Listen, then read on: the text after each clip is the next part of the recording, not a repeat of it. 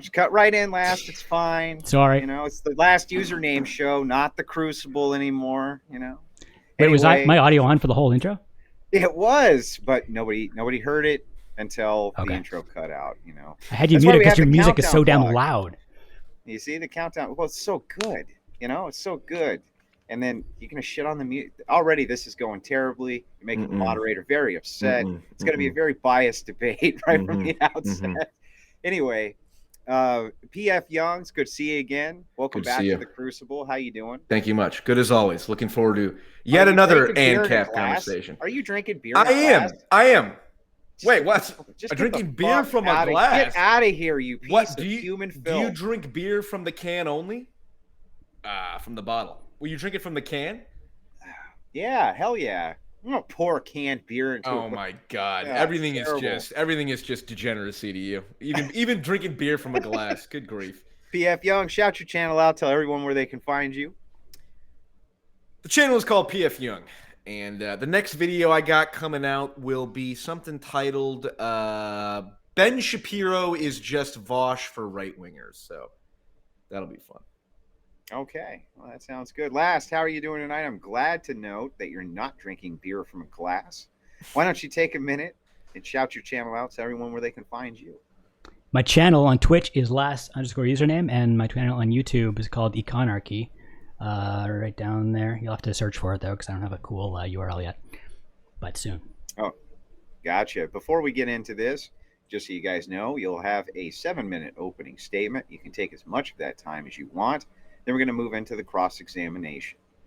Before we do that, I want to tell the audience about some upcoming debates. We've got Not So Erudite and her husband going up against Zen Shapiro and Based Homeschool Mom. That's coming up next week. We've got a lot of larger debates coming up in the coming weeks that we've been organizing. They're going to be a lot of fun. In the interim time, you're going to have to listen to PFJung over here, and he's just going to have to get you through until we can get to those other. I'm kidding. Yes. I'm kidding. Yeah. When the appetizer turns out to be better than the entree. PF, you're open. Yes. Well, I debated Scott of Fabian Liberty last time, and I think I narrowed down my criticism of Ancapistan. Here's my general issue. Liberty is an important value, just like security, and just like justice, and just like fairness and all that crap. I think anarcho-capitalists, they prioritize liberty as the highest value, which you can't do because it becomes self-defeating. Just like security. Authoritarians prioritize security, and then when you lock everyone down, it's a defeat of security. So here's the example that I'm going to push on in this debate, and you can still do your opening statement, but basically, again, I know every anarcho-capitalist is different, so I'll need to understand your philosophy in particular, and if it differs from Scott at all. But my question is going to be, what happens if one anarcho-capitalist covenant community is developing pathogenic bioweapons or nuclear arms very haphazardly, and putting the rest of their neighbors in jeopardy? Should they not be under the jurisdiction of a higher authority so that everyone else doesn't get screwed over by a, released pathogen or some nuclear fallout or anything like that?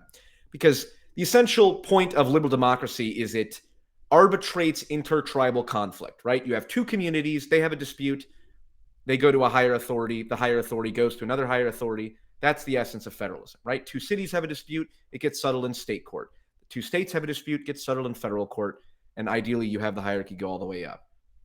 Which Fabian or Scott pointed out last time of it, am I in support of a new world order? I think everyone is in support of a world government if that government shares the values that they personally believe in. So if you're an ANCAP, or if you're someone who's very big on freedom and you believe,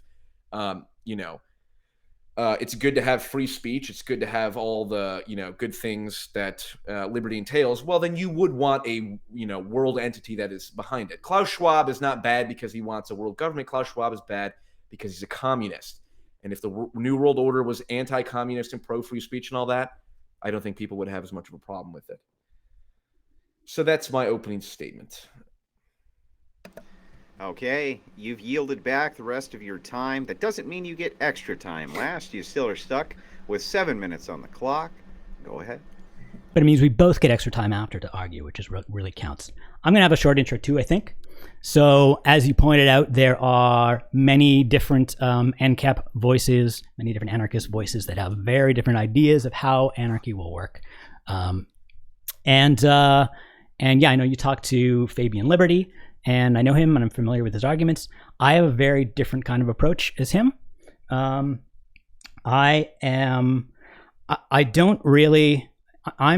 concerned with anarchy from a consequentialist framework. I support stateless society because I think stateless society will work much better at giving people the things that they want efficiently.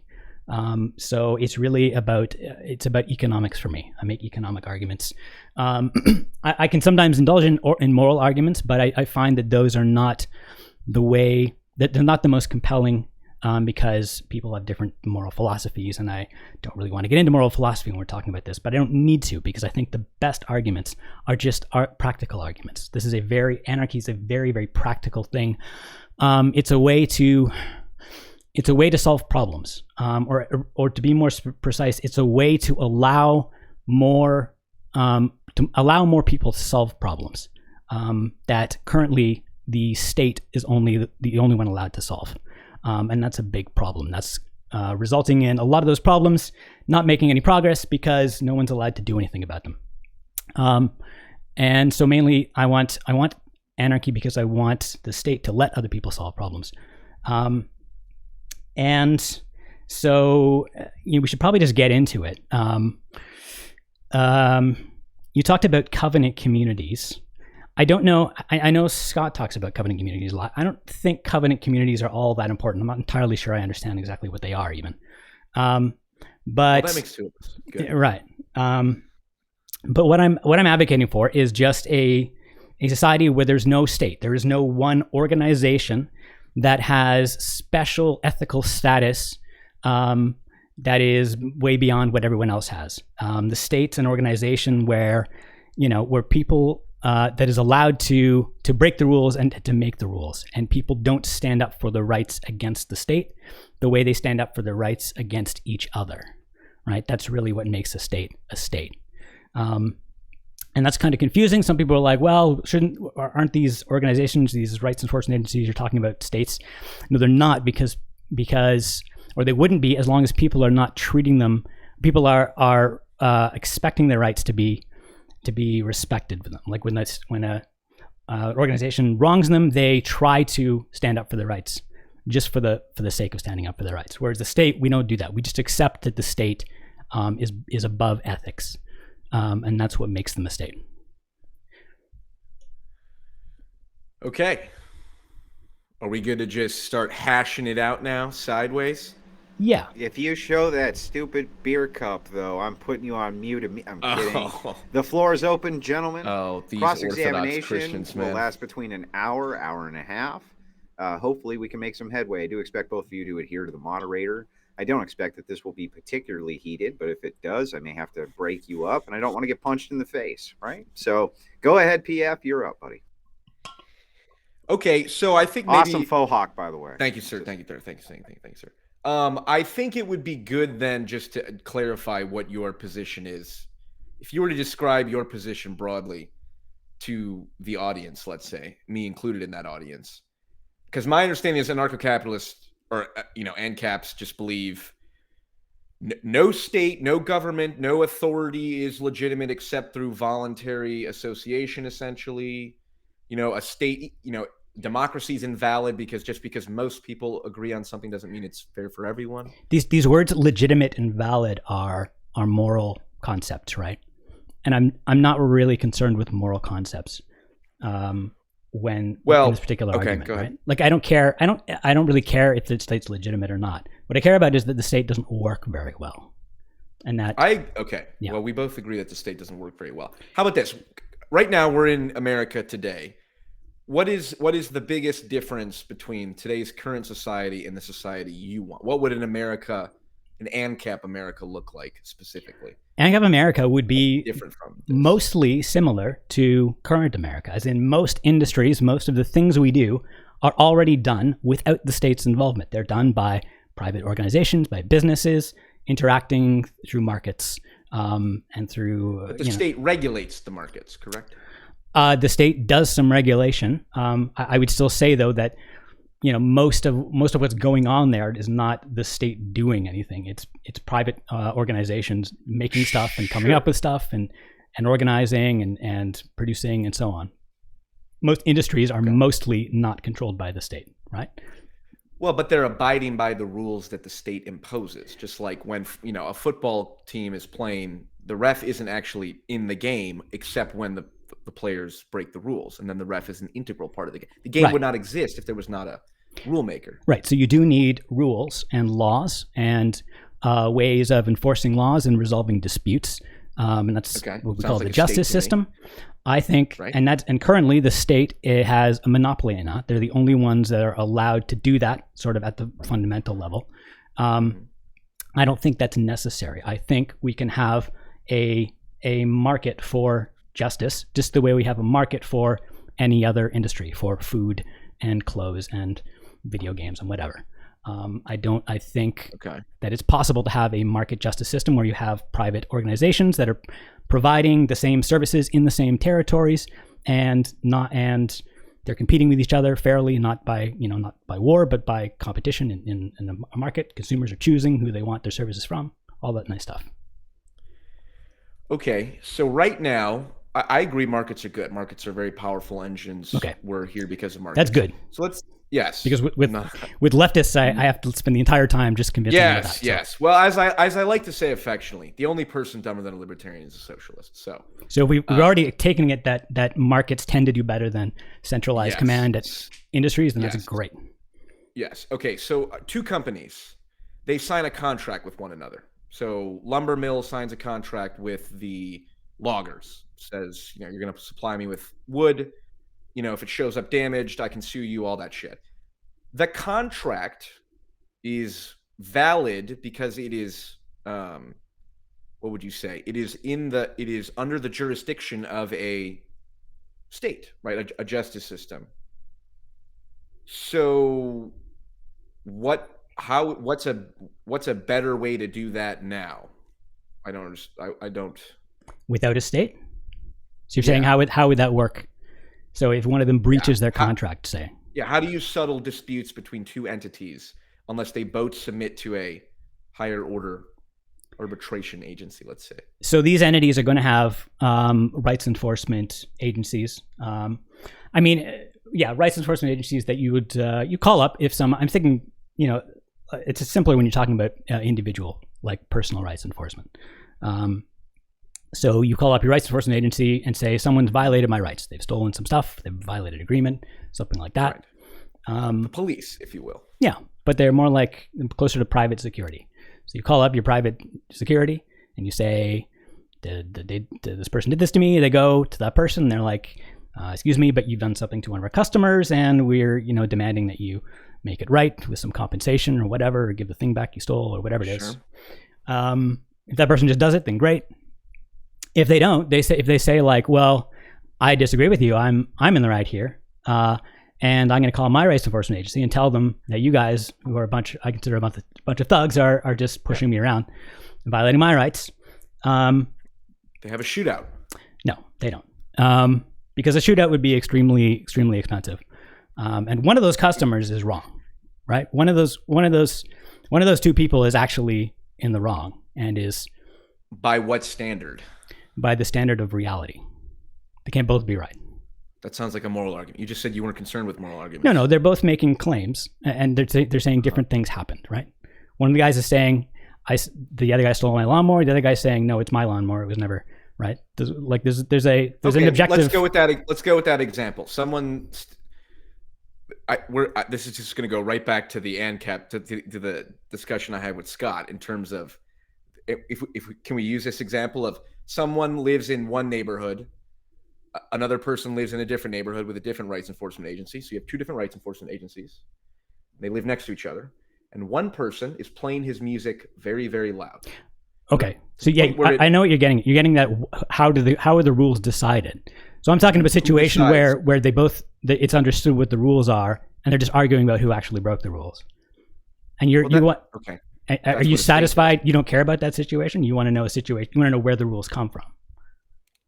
Yeah, because a state is it sounds like what you are doing, or at least from the limited discussion we've had so far, is you're just renaming state and police with arbitration agency and rights enforcement agency. The difference is that these agencies are competitive. There are multiple agencies, right? You can choose your agency in the same without moving to a different country, right? Okay, so then I think we do have the same problem here. Okay, so this is the covenant community problem that I went over last time, and hopefully we can get more detailed and direct into it. So let's go with the example. I'm in neighborhood A, you're in neighborhood B. I'm playing my music very, very loud. However, my rights enforcement agency, which I subscribe to for $79.99 a month, promises me that I can play my music as loud as I want, which is reasonable. Okay, right? So you stipulated. Well, hold on. Tell me is that outside the realm of possibility in Ancapistan? It probably is. Because in order to provide that right to you to play your music as loud as you want, what a rights enforcement agency has to be able to do that. It means they have to be able to. So some people want the right to play their music as loud as they want. Other people want the right to quiet. And those people are both potential customers of agencies, and they're both going to be paying they'll be willing to pay some amount for those rights. So they're kind of bidding against each other. Because they're in different markets. So you have two different rights enforcement agencies serving two different niches. Not really. Go on. So we got to take this one step at a time. So let's take there's the case where they have the same agency, and there's the case where they might have two different agencies. I'm assuming. Right. Let's take them one at a time. They have the same. No one cares about the same agency one because that's the police. Fine. We'll skip that. So I'm only. What you want to know then is how do two different agencies agree on what these rules are? What they're going to do is each one is going to decide based on their own market research, which is a better right to offer their customers. They can't offer both unlimited loud noise and unlimited quiet. So they have to come up with some standard and offer that to everyone so that they don't offer conflicting rights to people. No. Industries can specialize. So for example, I can sell luxury cars and I can also sell cheap cars. I don't have to sell both. Well, but with cars, everyone can have their own car and they don't.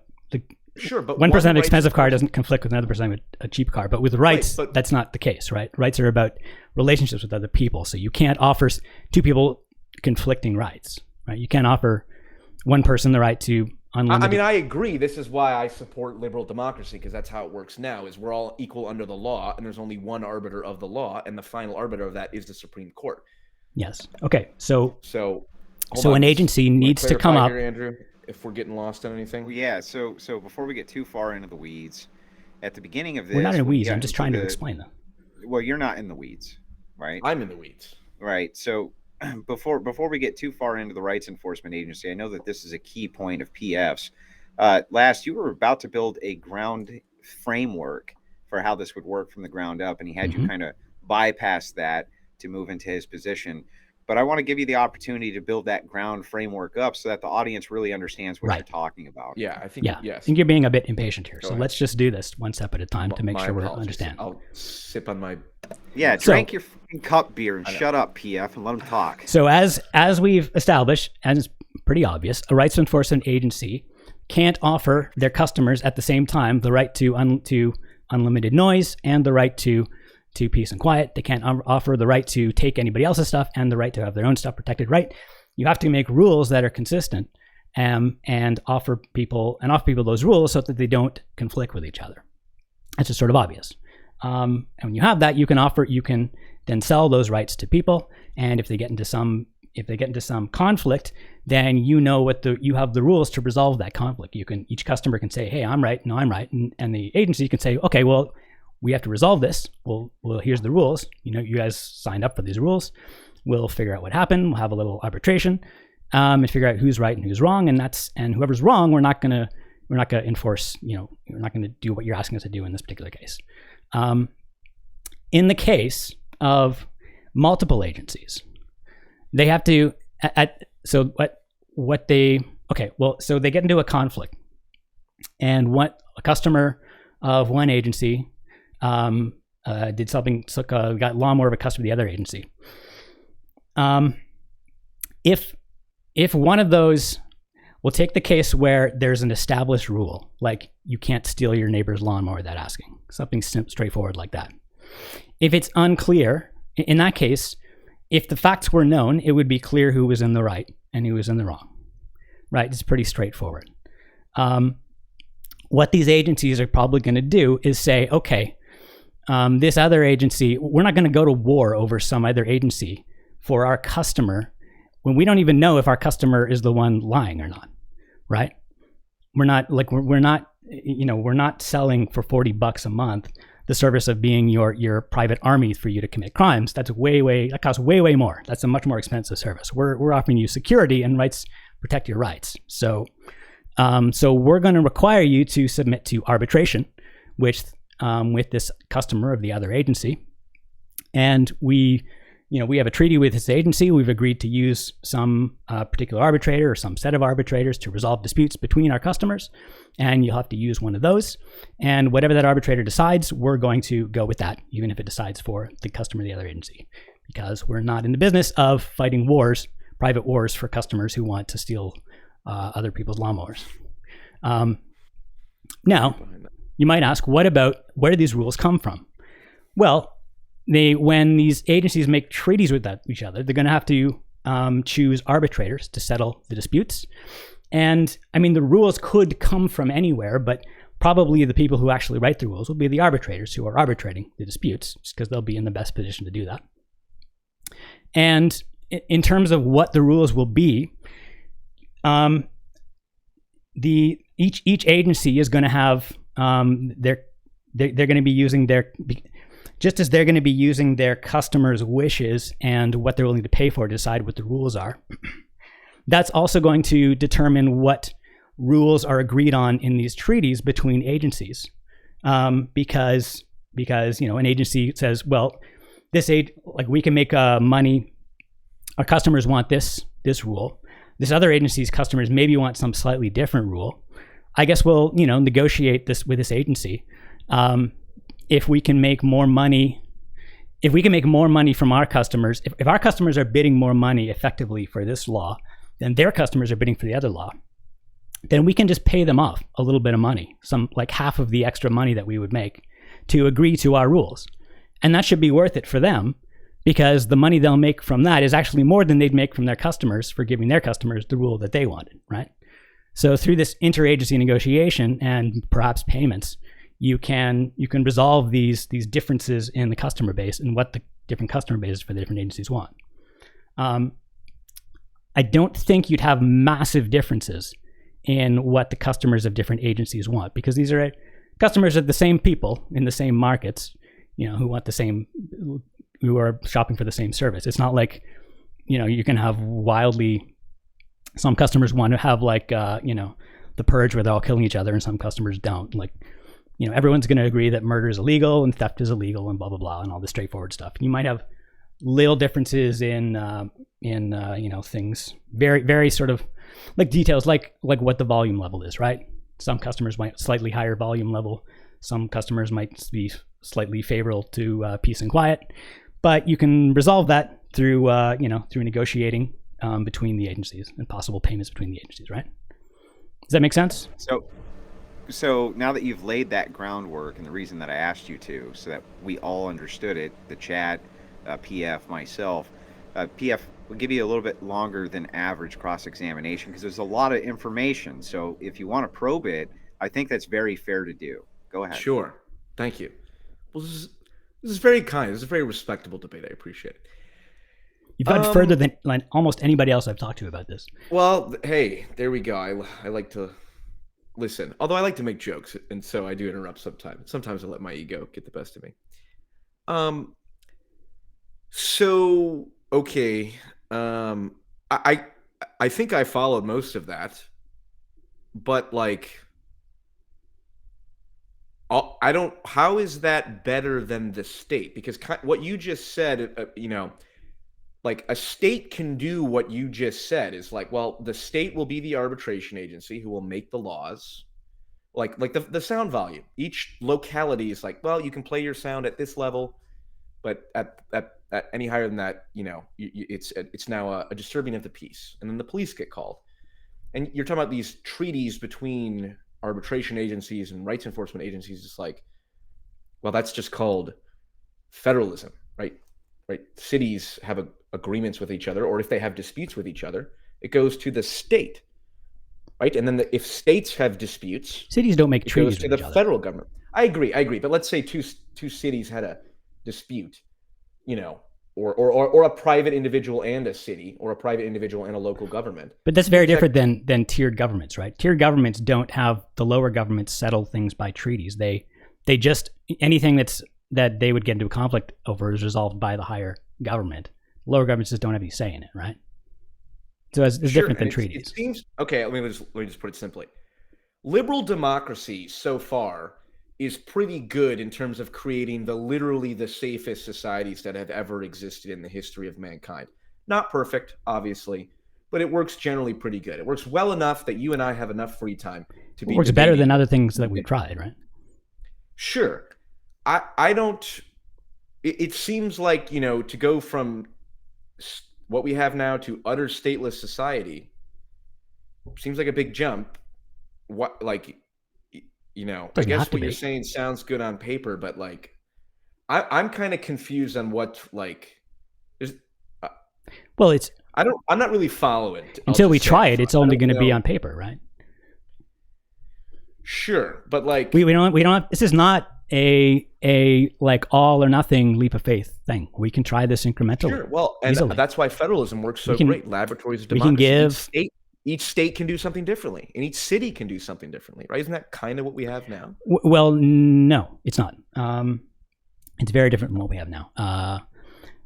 First of all, like I say, cities are not sovereign. They have certain things that they're allowed to make laws about locally, but anything that's outside that is just passed down, just come down from above, from the next tier up of government, and they don't have any say in it, right? So there's no negotiation, and you don't have, even if you're in a city, you have a little bit of choice. Let's say you're in a city and the law enforcement sucks for whatever reason. Okay, you can't switch law enforcement agencies without moving to a different city. You have to significantly disrupt your life and take on a lot of other costs, probably change your job, change your friends, move, blah, blah, blah, blah, just to change the law enforcement. And of course, if it's at problems at the state level, you got to go even further. If the problems at the national level, then you got to it's almost like you got to migrate to another country. Huge deal. If with these agencies, they're not territorial at all. You can literally just change your rights enforcement agency as easy as you can change your cell phone provider, right? You don't have to move, you don't have to do anything. That's that's a much stronger influence that you have as an individual over the quality of the service you're getting. Just as it does in other markets, that choice gives you an enormous amount of power, and I think you'd expect the service you get to be much higher quality and much cheaper if that was the case, if they had to compete for business, right? And we're talking about competing in things like do the police actually come when you call them, right? That's a big thing. Do the police give a shit when you call them and you're like, a crime is committed against me? Not a big crime, kind of a little crime, under $1,000. Do they actually give a shit? Police right now don't. It's kind of actually hard to get the police to care about anything. Do they try to prevent crime, or do they just wait for crime to happen and then go bust people and get credit for it? Currently, the police seem more interested in catching criminals and looking like they're doing that than they do about preventing and reducing crime. But if you're a rights enforcement agency and your money comes directly from customers who they don't want crime, they want to be safe. protecting them from crime costs you money. That's an expense, right? The most profitable rights enforcement company is the one where they don't have to respond to any calls. They don't have to go out and catch any criminals because that's expensive. They just sit there and collect money from their customers and nothing ever happens to them. That's great. So they have an incentive to actually prevent crime from happening, keep you safe. We'll give you a security system. We'll give you cameras. We'll give you, do whatever it takes to prevent crime from happening to you. They might even do programs to try to reduce crime in the neighborhood or whatever. Anything that'll save them money will make them more profitable, right? That's an incentive that state rights enforcement, state law doesn't have. Mm-hmm. So what if you are poor? How does this work? If you're poor, so first I'll point out that if you're poor right now, if you're really poor, law is not super helpful to you, right? I wouldn't say, we're talking homeless people. I wouldn't say that homeless people get a whole lot of help from the state in terms of rights enforcement. Well, I don't know. We'd have to ask some homeless people probably, but it doesn't seem like they're really. That's fair. It seems like they probably get a lot of hassle from the police more than help, right? Well, if they're committing crimes, but yeah. Well, or just standing around where they're not. So now that the operational foundation is established, kind of to PFJung's point, before we get too far off into various weeds, he does often bring this back to the arbitration between these two REAs, or these rights enforcement agencies. And if there's a dispute, and I'm trying to follow here as I take notes, and I'm still not really hearing an answer to his contention on what happens if there's a dispute where the rights enforcement agencies can't come to terms. They've come to terms in advance. They have a treaty and in that treaty they've agreed on which laws they're going to use to resolve disputes, and which arbitrators would be other companies, and which arbitrators they're going to use to resolve disputes. Yeah. Okay, so I hear that a lot, and I think to your point is, and you said this earlier, you think from an economic and practical perspective, this is what they would do. It makes sense for them to have agreed to a treaty beforehand, so they would do it. Yeah. But the fact that companies make all kinds of mistakes all the time in the real world indicates that is not sufficient explanation, right? Companies do all kinds of dumb things. And from your perspective, you would say, well, a company would not make an unprofitable decision because it's unprofitable. And yet they do it all the time because we have imperfect information. So what if you had two rights? I would not say, hold on, since you said what I would say, I'll tell you, that's not quite right. I would never say a company would not make an unprofitable decision. All I say is that companies have incentives to make good decisions, and profit is that incentive. Yes. And companies that make unprofitable decisions will go away. They tend to lose money, and if they lose enough money, they disappear. Whereas the companies that make profitable decisions tend to grow and gain more market share and become more prominent. Sure, I agree with that. So that's really what market incentives are about. It's not that it is impossible for a company to make an uneconomic decision. It's that the economics takes care of it for them, right? Right, but my question to you was, you have two rights enforcement agencies, right, in two neighboring communities, and they did not create a treaty with each other ahead of time. You said it's economically profitable for them to do so, but as we just agreed, companies make all kinds of terrible decisions all the time. So you have two companies or two communities, neighborhood A and B, right next to each other, with two separate rights enforcement agencies, and they have not made a treaty ahead of time. Well, they're going to have to make one as soon as they get into a conflict, right? And if they don't, if they are, so right now in liberal democracy, what are they going to do? Right now in liberal democracy, if two adjacent communities have something causes a dispute and neither one of them has agency, it goes to the state, the county, the state, the federal government, etc. Right? So liberal democracy has it may not be a good solution, but it has a solution right now between inter-community disputes, because it just goes to whatever the higher locality is in whatever the hierarchy is. Okay, so in Ancapistan, where there is no set hierarchy, there could be a hierarchy, but it's not enforced geographically because there's no states. So you have two communities who are in separate jurisdictions. So let me just correct you. There's not necessarily communities or jurisdictions. They could be, but there's no particular reason there should be, right? This could just be people in the same neighborhood with two different agencies, right? Okay, but let's say it's two different neighborhoods, like two different tribes of people. Like humans are tribal. So naturally we gravitate towards people like us and we move away from people who are not like us. So like you could have one community that is like a lot of young punk rockers who love playing their music really loud. That's not unreasonable to think could happen. That you know, people gravitate towards each other of similar values. They all like music, so they play their music really loud. And then another community right next door is a family community. They got young kids, and they're like, you know, we don't really like music being played that loud. And so in a liberal democracy, that would go to the county government or the city or the state or whatever. And they'd look, well, what is common law up until this point determined?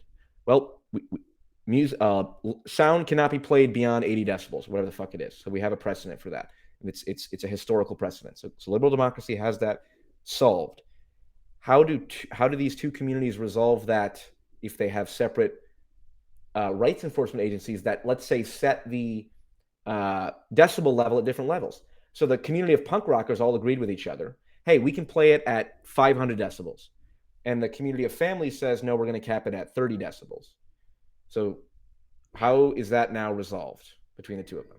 I'm not sure, like you're asking about two communities, but you haven't explained why these communities would have their own rights enforcement agencies and does everybody in the community use only the one rights? Like, why would they do that? Yeah, they all sign economies of scale. Hey, there's 100 of us. If we all that's not, but that's the opposite of economy of scale. That's weird. Like a community having its own.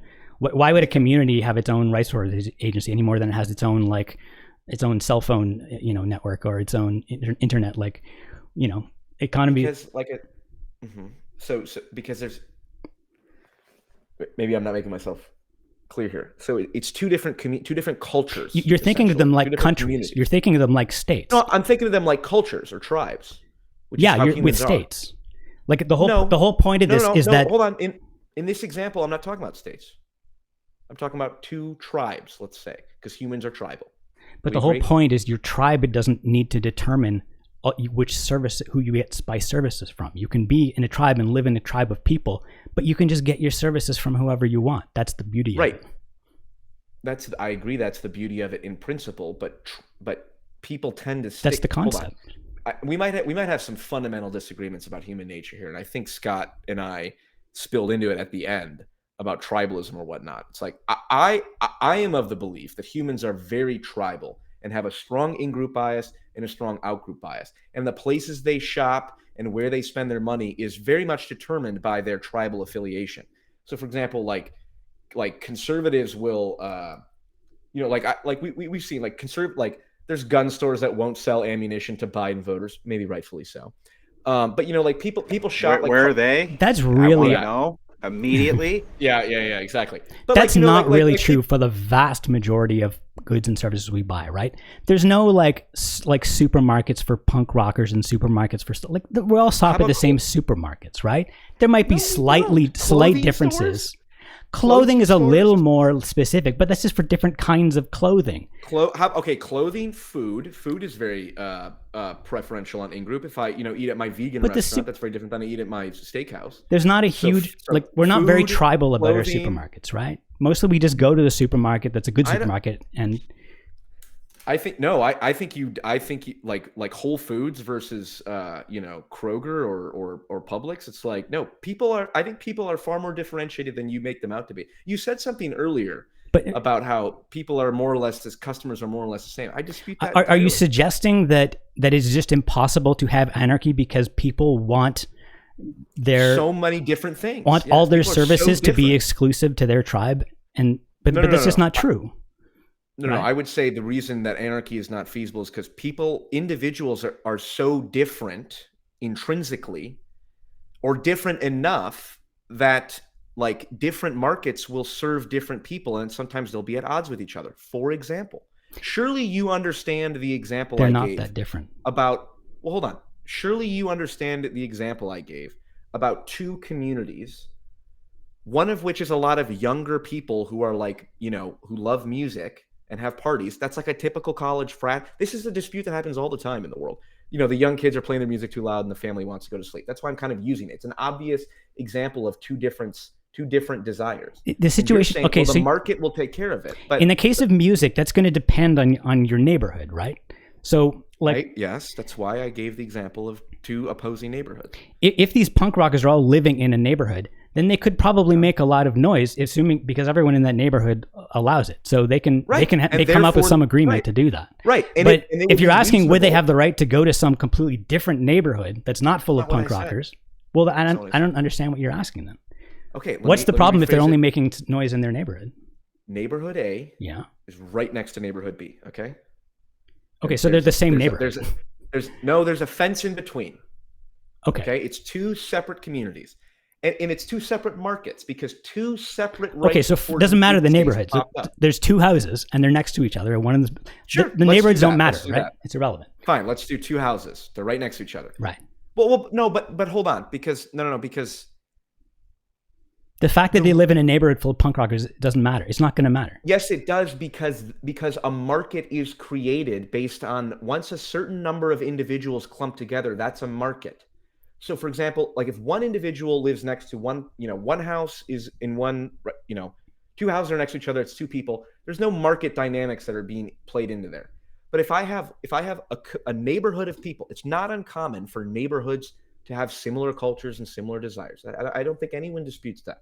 So you have a neighborhood of young punk rockers. I'm using this example kind of stereotypically just to make the point.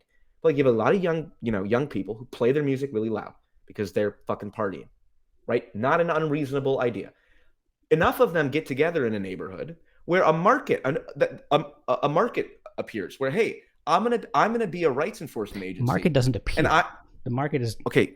Maybe I'm using language weird, but let me just try to just understand what I'm saying, regardless of the specific language, so to speak.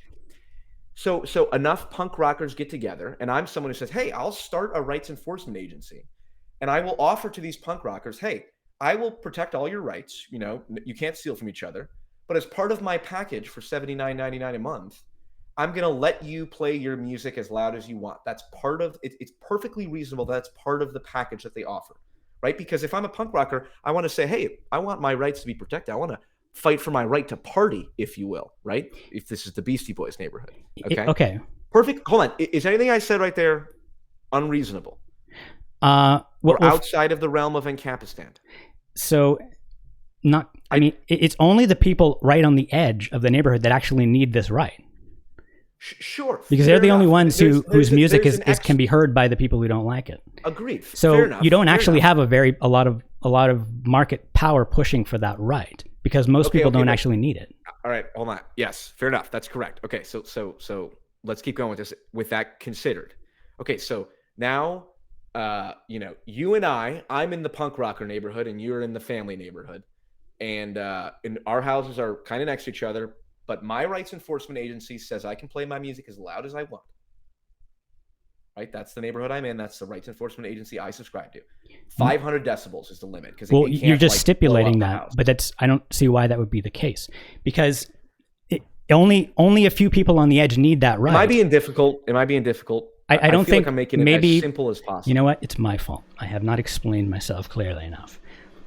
The right to make that noise, every right that you want to get from rights enforcement agency is going to cost you some amount of money, and part of that cost, $79.99 a month. No, part of the cost is going to be the expense of enforcing it, but also part of the cost is just going to be bidding against the people who want a conflicting right, the right to prevent you from doing whatever you want the right to do. Now, what you're saying is that in this neighborhood, there's a lot of punk rockers, and they all want to make a lot of noise.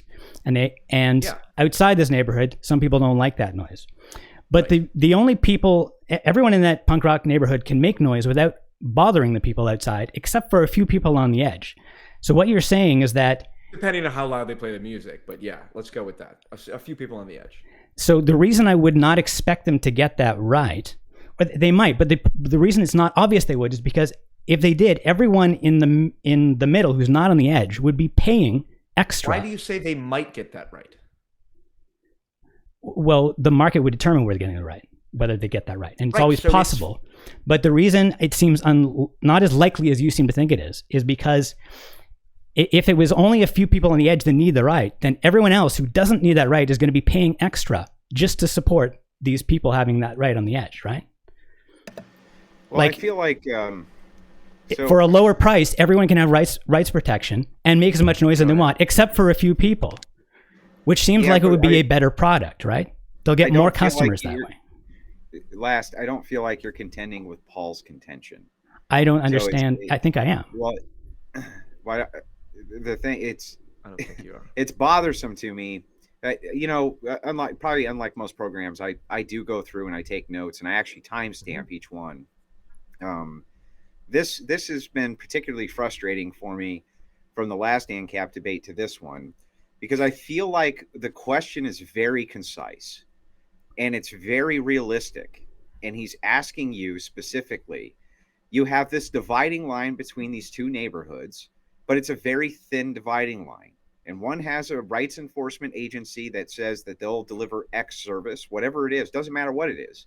And the other neighborhood saying that it will deliver a contrary rights service to them. But what you're describing is not what I'm describing. It's not anarchist society. It's just not. Like, you're asking me to defend something that I'm not supporting. But it's exactly the kind of society that could arise in an anarcho-capitalist No, it's society. not. That's the whole point. You're asking me to defend something that I'm not. It's not what I've described. 2 minutes ago, you said that's something that might arise, which indicated that it was feasible within your society. So now you're backpedaling. Anything, it's possible that everyone here could choose one cell phone provider and everyone in this other neighborhood could choose a different cell phone provider. But why would you expect that to happen? There's no particular reason you would. I explained it. I thought it was because people are tribal, but tribes don't care. People have different preferences. So young punk rockers have a preference to play loud music. Families have a preference to keep it quiet. Yeah, but you can't just naturally. That's not how rights enforcement works. Just because there's some people who have a preference for cell phones for ponies, it doesn't mean that they can automatically have ponies, right? These things cost money. You don't just get what you prefer. You get what you can pay for and what can actually be provided. Sure. So the service of rights enforcement is not just whatever you want it to be, depending on whatever kind of person you are. It's a specific kind of service. And if you want it to be a specific way, it's going to cost you. That are just No. This is just basic economics. You're stipulating all this stuff that doesn't make any sense. Maybe you are avoiding the issue that I'm trying to pose here. And I get that I'm offering a very specific circumstance. I'm trying to keep it somewhat general, and here's a perfectly reasonable scenario that could arise, as Andrew pointed out. Could be any service, could be any dispute, could be any geography, whatever. I'm just giving one example to contextualize it, and I'm saying, tell me how your philosophy resolves this difference. Within liberal democracy, disputes between two separate communities get outsourced to whatever the higher agency is, or whatever the higher government is in the location that they're in, whether it's a county, the state, or the federal jurisdiction, right? So liberal democracy has a solution for the situation that I'm presenting you, and then you keep kind of pivoting off and say, well, but this wouldn't happen. Earlier you said it might happen. I don't think it's unreasonable at all to suggest that given that people have different preferences, different companies will arise to meet separate preferences, and they'll specialize in those preferences. So, for example, some people like vegan food, and some people like steakhouses. The steakhouses don't care about the preferences of the vegans, and vice versa. So they have two separate markets. So what I'm saying is, imagine you have these two separate markets emerge. The example I'm using is the punk rockers playing their music loud, and the families who want to keep it quiet. And the two different rights enforcement agencies that arise to fulfill these market niches is, one rights enforcement agency says, we're going to fight for your right to party for $79.99 a month. And the other family homes, or the family community, says, we're going to allow you to keep it down, no music above 20 decibels. And then, so they're both satisfied internally amongst themselves. But as we pointed out, there's now an edge case, because on the homes that are on the border of the neighborhood, they're playing their music too loud, and they're allowed to do it by their rights enforcement agency standards. But now it's infringing on the other community's rights enforcement agency standards. Okay. And my question is, when you have an infringement and those two rights enforcement agencies do not have a treaty with each other ahead of time, how do they get resolved other than a shootout? They'll have to make a treaty. Basically how it seems. Or they go to war. Okay. And they destroy themselves. There it is. I have debated now Liquid Zulu, Fabian, and you. And every time it comes down to, if there is no treaty ahead of time, because economically it would make sense to do so, which fair enough, I agree it would, but as we agreed, companies make terrible decisions all the time, so it's reasonable to assume that they wouldn't have a treaty ahead of time. We've just agreed that they basically have to go to war. And it's like, okay, so but that's true of cities, of countries as well. Because in a liberal democracy, it is established if an American who lives on the border plays his music. Don't interrupt. It is established ahead of time that if you're in a given geography, you abide by the liberal hierarchy of government. So if you have a dispute with what about a boundary between two different geographies? Then it goes to the state. So if two counties, if you're on one county and they're another states, county, like it goes to America the state. and Canada, then it goes to the federal government. I agree. Which federal and then government? when it gets to two nation states, then what happens? Then they do go to war. And do you think America and Canada go to war if two people on the border are playing music loud and bugging each other? No, exactly my point. It's let him respond. If an American plays the music loud right next to a Canadian across the border, the countries could go to war, or they could make a treaty or amend one of the treaties to deal with this oversight they've done in their legal negotiations, right? Which do you think happens? Well, what happens obviously is they go to the treaty, because it's much, much more preferable to do it, to resolve that, to figure out how to resolve that dispute peacefully than it is for an entire nation to go to war. And similarly, it's much more preferable for these rights enforcement agencies to come up with some treaty, some way of, make a treaty or amend their treaties, whatever, to sort out this oversight and the rules, than it is for them to go to war. Like, going to war is insanely expensive. Their customers are not paying them to go to war. So they're spending their customers' money destroying it. So they have every incentive to not do that. Could they do it anyway? Sure. People could do anything. People are crazy. But as I said, I'm not making claims about what companies will do. I'm just making claims about what companies are incentivized to do, which I think is as much as you can say about any kind of system, what the incentives are, not what people are guaranteed to do, because you don't know what people are going to do, right? So in this system, people are incentivized, these two agencies are incentivized to make a treaty to resolve that dispute. And that's going to depend on the market forces, what their customers are willing to pay, and so on and so forth. Okay, both sides take a deep breath. Take a deep breath. We're gonna bring it back to Paul, and he's going to be able to move right back into his cross-examination. But hang on, Paul. Before you do, I want to tell everybody: Happy Passover, Happy Friday. We have Easter Sunday coming up, and we here at the Crucible want to make sure that everybody has a great holiday. And we're so glad our participants came on. Make sure that you like and subscribe. And if you want to support the channel and ask questions, send in a super chat. Fohawk, you can see that I'm no longer an uncultured, uncivilized heathen. Finally. You're up. Cheers. Jesus died 1,000. He was 30 when he died, or 32? What did the text say? I believe he was 33. 33? So that means 1,989 years ago, Jesus died. And since then, we've called it Good Friday to show how ungrateful we are for him making our sacrifices. How ungrateful you are. Now back to the debate. I just want to be clear. People say Jesus died for our sins. Jesus gave up his weekend for our sins. Okay, he was risen 3 days later. So let's not overestimate this guy. Okay? Enough of your blasphemy. All right.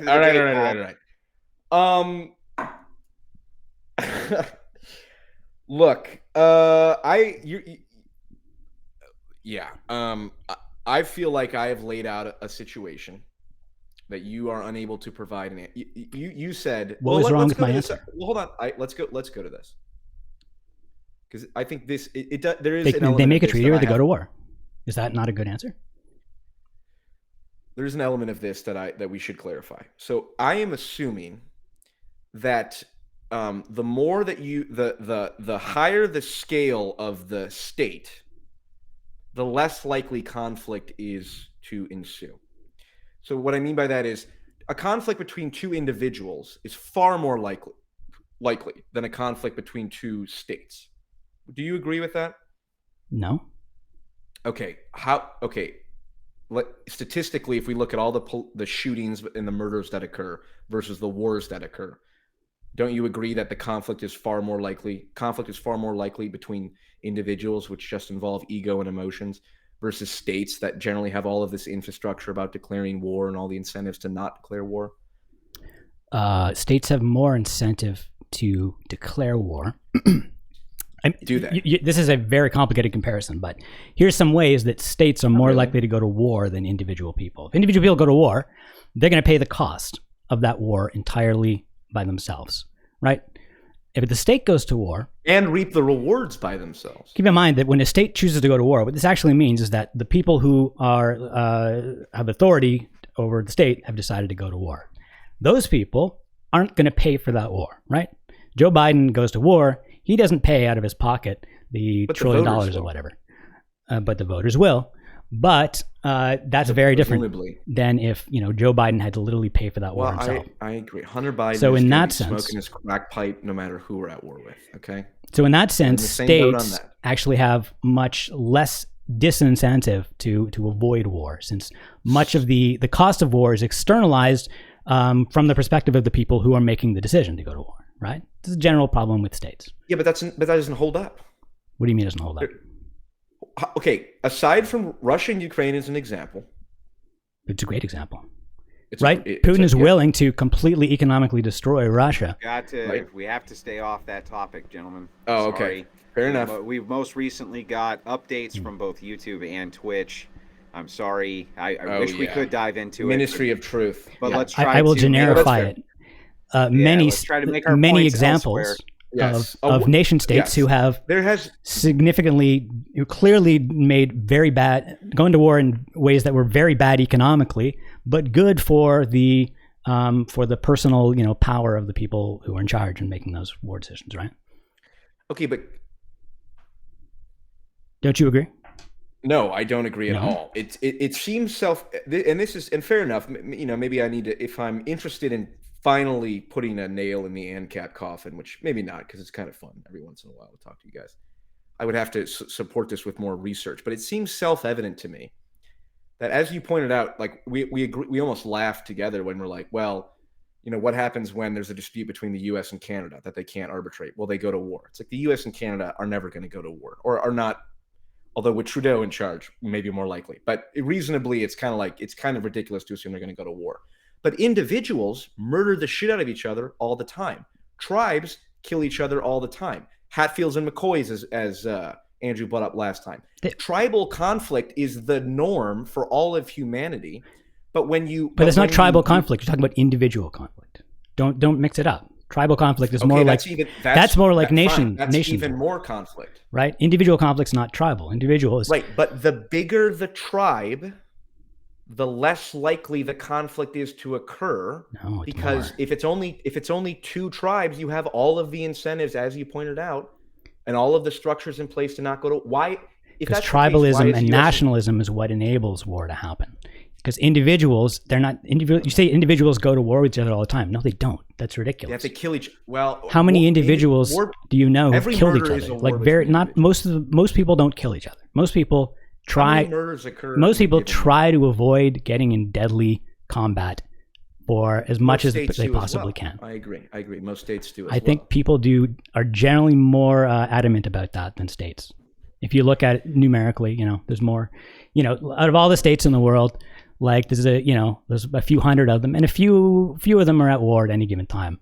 I think you need a lot more than 200 people to find one who's willing to go to like mortal combat to resolve, an economic dispute. Like, I was shortchanged or something at a convenience store. It's like, I will tell you, no, they want to resolve that at all possible without killing each other, right? I think we just have fundamentally different views about human nature. I think this is easily supportable with data, right? Yeah, I would say the data strongly shows that, first off, historically, the higher the prevalence of liberal democracies, the lower the chance of war. It's not zero, as we alluded to earlier, with a particular conflict in one part of the world. But I'm not arguing for systems of government that came before liberal democracy, right? I'm arguing for a more liberal society, not a less liberal one. All right, you know what? Let's make it interesting. I believe I've made my point, but let me take in a different line of argumentation. Why should I value liberty to even begin with? Why don't I value security? Why would I not willing to submit to a higher I don't know, governing body? I'm not really telling you to protect my security. I'm telling you, really, I'm telling you to value choice. This is all about choice. I think you could have a lot. Are you familiar with the paradox of choice? and the psychological effects that it has? That people, if they have too much choice, they don't like it. Sure. I don't think we have too much choice in many of the things that the government do. We're not at the too much choice point yet. We could use but I'm just speaking in generally. So arguably, one of the downfalls of, or one of the negatives of liberal democracy, of capitalist consumerist society, materialist society, as if you will, is we have so much choice in everything. That all these different foods we can eat, all Tinder, dating apps. Oh well, look at all these different people I could choose from. Right? It causes people to be. It's a paralysis of choice. So people feel because they have all these choices in front of them that the probability that they've made the correct choice is very low because there's so many of them. So there's a very high probability there's probably a better choice. So do you think psychologically people feel, which problem would you rather have? Terrible about too much choice or no choice at all? Depends. Isn't it the case that arranged? If you want no choice, then you don't like liberal democracy because democracy is about choice too, right? Isn't it the case that arranged marriages have a higher success rate maybe and report higher happiness and lower divorce rates than marriages that people? So you're saying autocracy is the way to go? I'm asking you to I'm presenting a problem to your worldview and asking you to deal with it. You said wouldn't it be better to have more choice than less choice? Maybe not. Here's an example. Then no choice, arranged not marriages, less choice. I said, isn't it better to have too much choice than no choice at all? That was my problem. Maybe not. No. Okay. Here's an example. So autocracy. No, here's an example. I believe this is correct. I believe that in arranged marriages, people report higher happiness and lower divorce rates than people who choose their partner for marriage. Okay. So that could be an example where no choice, statistically, is better than in principle as much choice as you want. So why not have a society that values that? They value arranged marriages? Yeah. Statistically, they have higher. I don't know, happiness rates and lower divorce rates. I mean, I did not come prepared to debate arranged versus choice of marriage. But what is this an analogy for? I'm equally confused. Maybe you can thread the needle. What the hell are you talking about, Paul? I'm taking a different approach because I think we've just we've gathered that you're taking a different approach, but thread the needle so we know where the hell you're going with it. I'm asking a very foundational metaphysical question. I'm playing devil's advocate to some degree. You as an anarcho-capitalist, you value liberty and more presumably as the highest value, right? Liberty over anything. No, I mean, is that a simply as I explained, This is really not a moral issue for me. It's just about economics. No, you can't say it's not a moral issue because you wouldn't be guided. You wouldn't be driven. You can say that. Well, you can. I believe you believe that, but that doesn't make it true. You can say something all you want, but like you wouldn't be driven to be having this conversation unless you genuinely believe that what you were doing was a good thing. So you are a moral actor, regardless of how much you want to. Well, I suppose you could say I'm advocating for the norm of the most preference satisfaction for the least cost, which is right because you believe that is kind of what economics. When you're making an economic argument, that's what you do. So as from an economics perspective, we say that it's good to have more economic efficiency, create more value for less cost. So that's my norm. Okay. I'm going to admit the example of the two neighborhoods. Going back to this sound issue thing, to me, you have not provided a satisfactory answer into how that dispute gets resolved. Okay, let's go back to that. And so I started kind of going off in these other directions. What was unsatisfactory? You seemed like you were satisfied when I told you. You said they would get in a shootout. No, I said their choice is to make a treaty or go to war. And it seems kind of obvious to me that the treaty is going to be the one, since it's going to be a lot cheaper. Okay, and this goes back to my original point about the economics thing. You were just trying to get me to admit that war was some sort of possibility. I mean, it is. It's just a really expensive possibility. No. Right. Okay. You said, first off, war can be very profitable because what if one neighborhood gets to seize the resources of another? So I dispute that to begin with. Well, just to clarify, too, this was at the 41-minute mark, and he did not say they're going to get into a shootout. Yeah, his exact words were that it could possibly lead to war if they cannot find the boundaries for the dispute. I said the choice is war or a treaty. I didn't say it was possibly going to lead to. I don't think not a shootout. Well, I don't think war is any more likely between them. But it's important to have the clarification. Fair enough. We're not misquoting him and strawmanning him. Right? Let me put it this way: I think war between America and Canada over that issue is more likely than war between two rights enforcement agencies over that issue.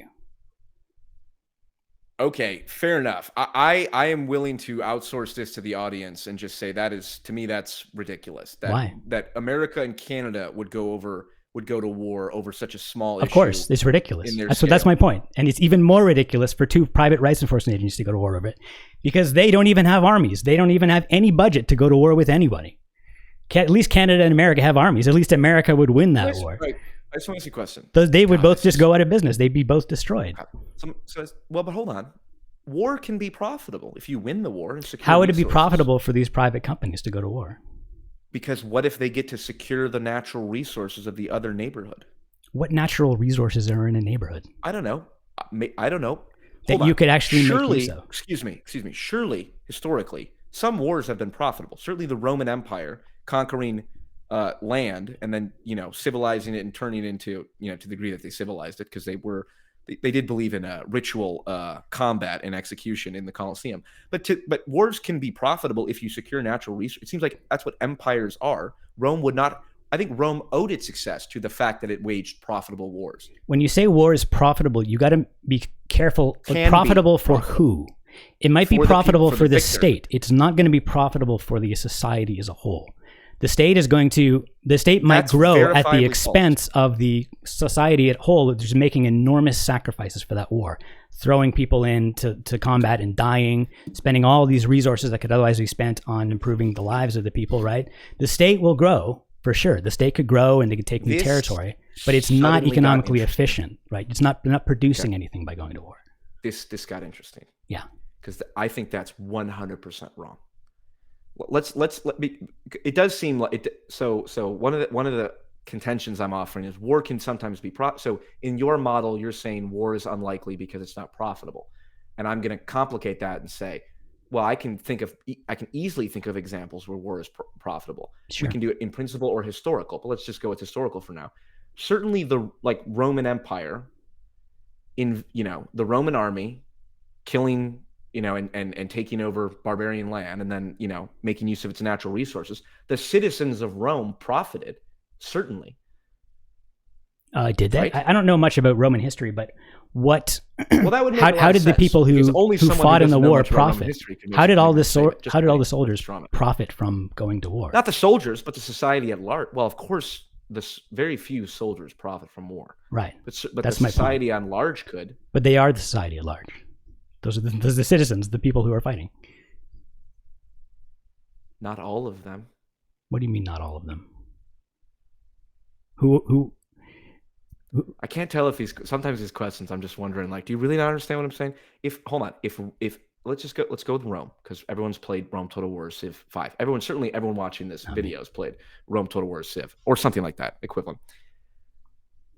If a small number of soldiers in a society conquer a large plot of land and meet very little resistance, because certainly the Roman army was very well trained, and so oftentimes they didn't even have to fight. They just walked in and they conquered the land and they acted aggressively. That was very profitable for the people of Rome. You could say the same thing with the United Kingdom. It was very profitable for them to walk up and colonize lands and send shit back to the homeland. So those are two examples historically of war being profitable for a majority of the people who are waging the war. Again, it's not clear to me that that's going to be profitable if you consider all of the cost to all of the people involved in that war, like the people fighting on the ground. How do you know that that's profitable? How could you possibly consider that? How do you add that up? How are you accounting for that? Okay. Because they weren't paying their soldiers, right? The soldiers didn't have. I assume they conscripted. The Roman army? Yeah. These soldiers, were they hired? Were they employees who were had fair contracts? I don't think so. Your lack of ignorance of history is. Well, I told you, I don't know anything about Roman history. Wait, I'm sorry. His lack of ignorance of history? Damn it! Well, GPF. But your lack of ignorance of grammar. I know. That's my ego getting in the way of a great insult. See, I'm self-defeating. Your ignorance. Self-owned, PF. Self-owned. It happens. So instead of calling me ignorant about something I already told you I'm ignorant about, why don't you tell me? I'm never going to live that down. I had him right there, and I snatched defeat from the jaws of victory. Listen. What I meant to say is, your level of ignorance is no doubt what inspires you to have the worldview that you have, which is ignorant of itself. Obviously that's a very contentious, insulting claim. But please, nonetheless, I am an asshole. a wise one, make it. Explain where I'm wrong about this. Roman citizens, Roman soldiers were granted citizenship and large plots of land. And during the height of the Roman Empire, it was, very profitable to be a Roman soldier. And they were provided weapons. The Greeks, I believe, had to provide their own weaponry, but most Roman legionaries were provided weaponry. So here's an example. The Roman army, very successful, and they can conquer all of this barbarian land. And let's say they meet virtually no resistance. A couple Roman soldiers out of a legion. I believe a legion was 5,500. I could be wrong. Some nerd in the chat can correct me. But out of 5,500 soldiers in a legion, only a couple of them die, and they've conquered this huge new land. And they get to farm all of the resources and mine all of the gold and all of that shit. Okay? That is very profitable for the Roman Empire at large, because even though a few soldiers had to die, everyone else gets to profit from their land. Sure. Is that in any way? So you're stipulating a case where the land is not well defended. Whoever has this apparently super valuable land is for some reason not using the value of that land in order to defend that land. That seems rather inefficient, right? It would be great if there was some sort of way that person could purchase, use the value of the land to purchase defense for it, so that it would not be so easy for these Roman soldiers to just go and grab it, so that it would actually be so expensive to go and take it that it would in fact be cheaper for them to just buy it from them cooperatively than to pay the cost of fighting a war to take it by force, which is generally what you'd expect, right? If you have something valuable, then you have wealth in which to defend your valuable thing, right? Right. And all of that is logical and rational and internally consistent. Right. And yet it did not happen. It didn't happen because you didn't have any sort of economic structure. Like, I don't know who they were conquering, but I assume they didn't have a very sophisticated society where they could go and purchase defense for their land, right? They just didn't have anything like that. Well, but I mean, fortunately, we live in modern times. Technically, I believe it was Vercingetorix who ambushed the Roman legion at the Teutoburg Forest. Actually, had a very sophisticated defense, but we'll move past that. Yeah, let's. But in a society where you have a thriving needle here again. All right. I want to know where you're going here. I feel like sometimes I feel like I'm gaslit because I feel like, and I don't read the chat. I know you. I know. Yeah, I know. It's not on purpose. Here's what he says. He says, at the 1 hour 15-minute mark, he says it'd be nice if people could use the value of land to pay for their defense. Okay, but they did, right? They bought mercenaries. They bought these types of things utilizing the value of their land. So the thing is that if you're going to have a counter argument, great, have a counter argument, but thread the damn needle so that we know where the hell you're going with it. You're not being gaslit. I just want you to actually engage with what's being said. Same with last. I'd be tearing him a new asshole right now too, PF. That's fair. And I'm in part having fun here too. And on my second beer. Okay. So the threading of the needle might be as imprecise as it would otherwise be. Okay. The original point of bringing this up was to justify the claim that war is sometimes profitable, and I gave a historical example of if you are a nation that has superior resources, you could invade another land. What happens if But is war generally profitable? I don't care about sometimes. I don't know. Everything is sometimes weird, but most of the time it's not. War is generally it's not profitable enough because generally, if you're trying to take something valuable from someone, they will have a lot of money with which to defend it. What if they don't know it's valuable? For example, what if you're then it might not work. But generally, people do know how valuable the stuff they have is. No, well, okay. What if you who are the people from Avatar? Who are the blue people called? The Na'vi. And you sit on a rich deposit of unobtainium, which is not valuable to you at all, but valuable to the invaders. Why should you mount any defense of the unobtainium?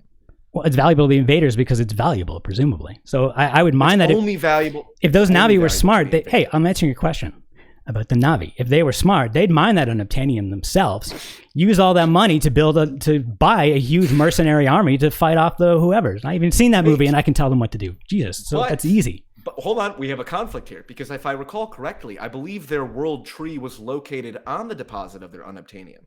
So it was valuable to the invaders. Fuck that tree. Chop that motherfucker down. Oh, God. Use the money to fight it, to defend it, and build a better tree. This is the materialist, anti-spiritualist ethic playing itself out here on the Crucible. You know Says what? The guy who brought up the Smurfs. You can come up with weird situations like that. It's the Na'vi, you absolute bigot. This is. I'm clipping that and citing that as racism. Like, you can always contrive that is a slur against the Na'vi. You can come up with a weird situation like that where, like, you're on this valuable resource, but you can't realize the value because you have a sacred whatever the fuck on top of it, and you know, blah, blah, blah. Well, you know what? In that case, your sacred thingy might be fucked. But I'd say that's extremely rare. Most people don't have sacred whatevers on their property. They're willing to do whatever it is to their property to realize the maximum value of it. And if for some reason they're not, then too bad. You either make that use of it, or you're in danger of someone else forcefully taking it away from you who can realize the full value of the thing. That's just not a common enough situation that I think we need to worry about it. And it's not a situation that you're really protected from with the state, because you know what happens when the state sees like some sacred thing on top of like a huge valuable mineral deposit? They're like, fuck your valuable, fuck your sacred thing. We're taking the minerals. Get out of here. That's what they do. They do it over and over again.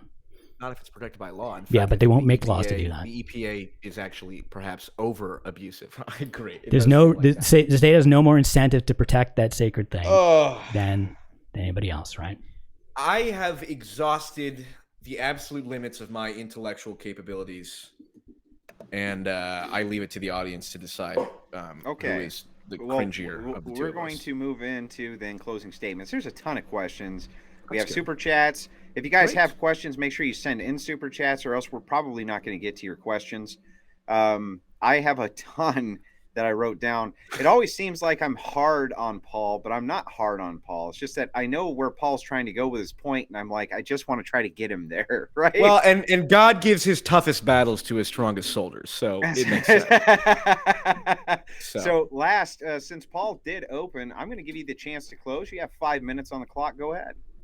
I did my best to to explain. So I like that we got to like the most sort of interesting, difficult part of the theory relatively quickly, unlike with leftists where we just have to like, you know, what is money? How does the economy work? Blah, blah, blah. So I'm great. I'm glad we did that. It seemed like you were trying really hard to frame, to ask me what would happen in a situation that is not an anarchist situation. It seems a lot more like a state situation. It might be something that other anarchists have talked about. I don't know, but it's not.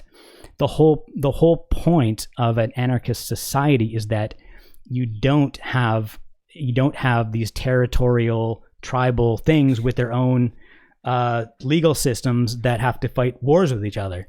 You have an agency can get customers in one territory or another territory, in one neighborhood or another neighborhood.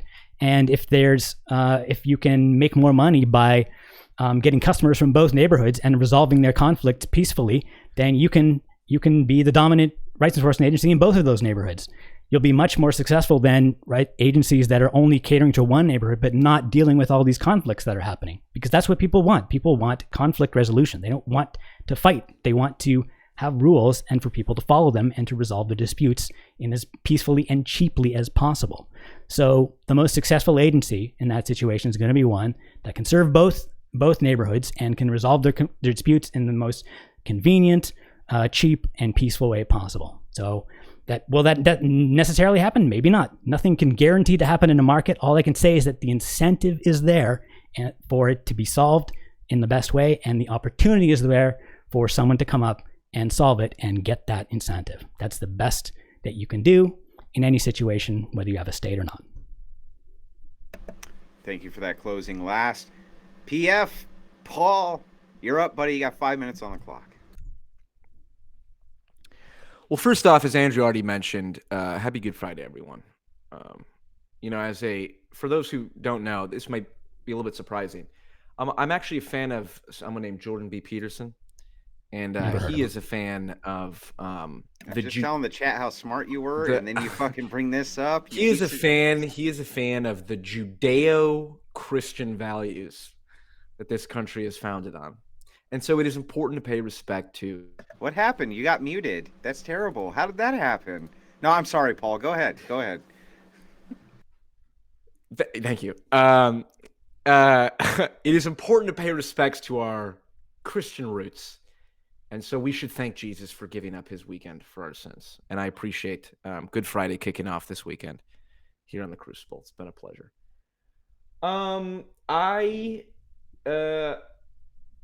You know what? As last said, for as different as him and I may be, at least we're not leftists, right? And honestly, there's some serious solace that can be taken in that. I think everything he said makes sense on paper. And I think it shall continue to make sense on paper. And I think it shall only ever make sense on paper.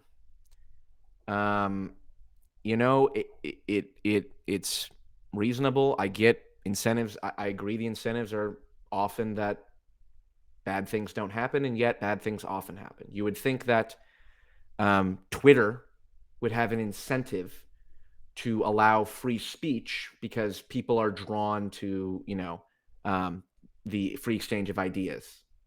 Although, you could debate that, I suppose. But and Caps, I respect your internal logical consistency. My issue is going to remain the same forever, which is it does not seem that there is a reasonable way to settle local inter-tribal disputes aside from violence or treaties, I suppose. But because humans are imperfect and because humans don't follow incentives, every drug addict is an example of people not following the reasonable logical incentives because it's not a good idea to be addicted to heroin or anything like that. People are imperfect, and so that's perfectly reasonable to think that two tribes that aren't enforced by law to have a treaty with each other wouldn't do it.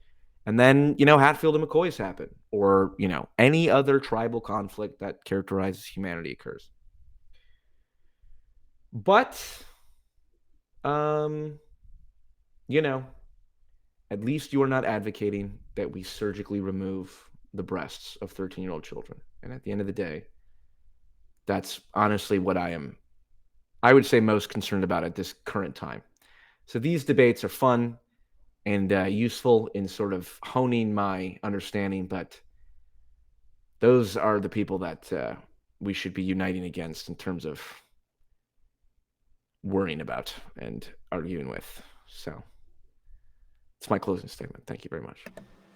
Based, Paul. Based. Okay. Can I just say, there have been millions of families throughout history, and most people can only name one pair of families that were ever at war with each other. Maybe two. That's because most pretty people, good record. Like, I can name many, and I will in just a second if you'd like. But that aside, so here at the Crucible, we do things a little bit differently. As everybody knows, the moderators, Pedro's not here tonight, but we always take notes as we go. And the reason that we do that is because when the debate is closed, we like to do our own cross-examination before we get to the audience question. Sometimes people will say things that aren't factual. Sometimes we just have questions of our own. Last, I'm going to kind of pick on you a little bit more than I am PFJung. I hope you don't mind. The reason I'm doing this is because I understand his worldview very, very, very well. Yours, not so well. So if you'll humor me with a few questions, and I have timestamps for each of these, we're going to kind of move backwards, if you don't mind, and I'll try to keep them very concise.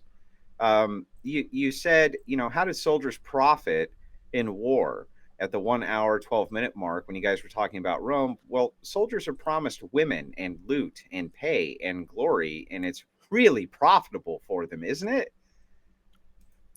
I mean, it might be, but in general, the reason nations can go to war is because they're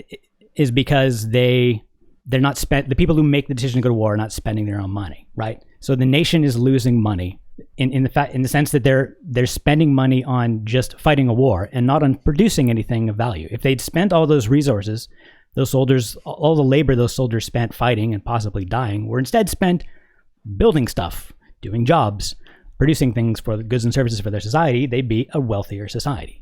This is why most nations don't want to be at war with each other, right? But the Roman army did that. They built roads. That's what they did when they weren't Yes. killing other people.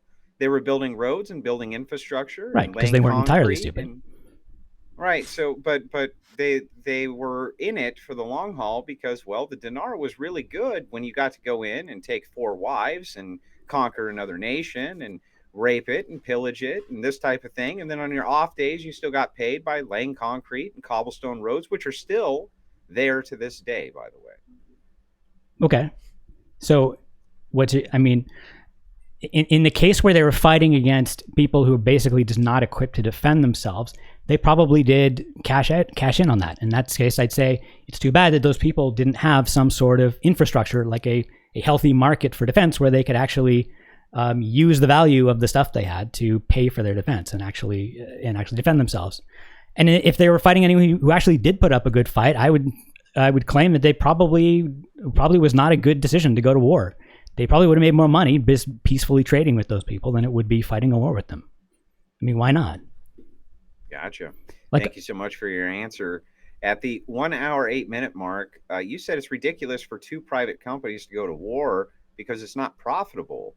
Of course, the Hatfield and McCoys have been brought up. But the thing that mostly bothers me about this is it wasn't just that there was 2 affluent firms and families that went to war. Have you ever heard of the organized crime that happened all throughout the 1920s, clear up until the 1970s, between rival families who were literally killing each other in the street for the purposes of profit?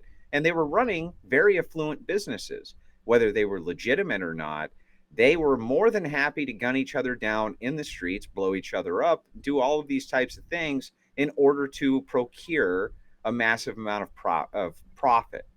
so organized crime doesn't generally make profit by fighting, by shooting and killing each other.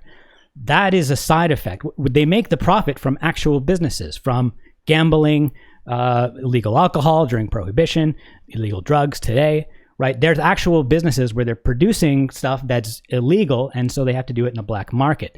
The reason that you have so much violence is because they can't make use of the justice system to resolve their disputes. They can't, because they're all criminals in the eyes of the law. So they have to resort to some sort of makeshift justice system, which has to be entirely underground, and it doesn't work very well. So all the violence is their attempt at having their own justice system that exists underneath, and evades the actual justice system, which means that it just can't work very well and has to be really inefficient.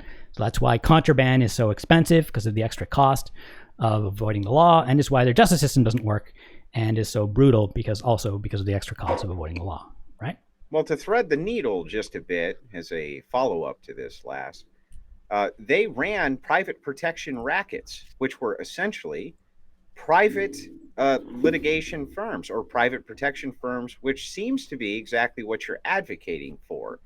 And what these rackets did was they offered you protection for your business against rival people who would infringe upon your rights.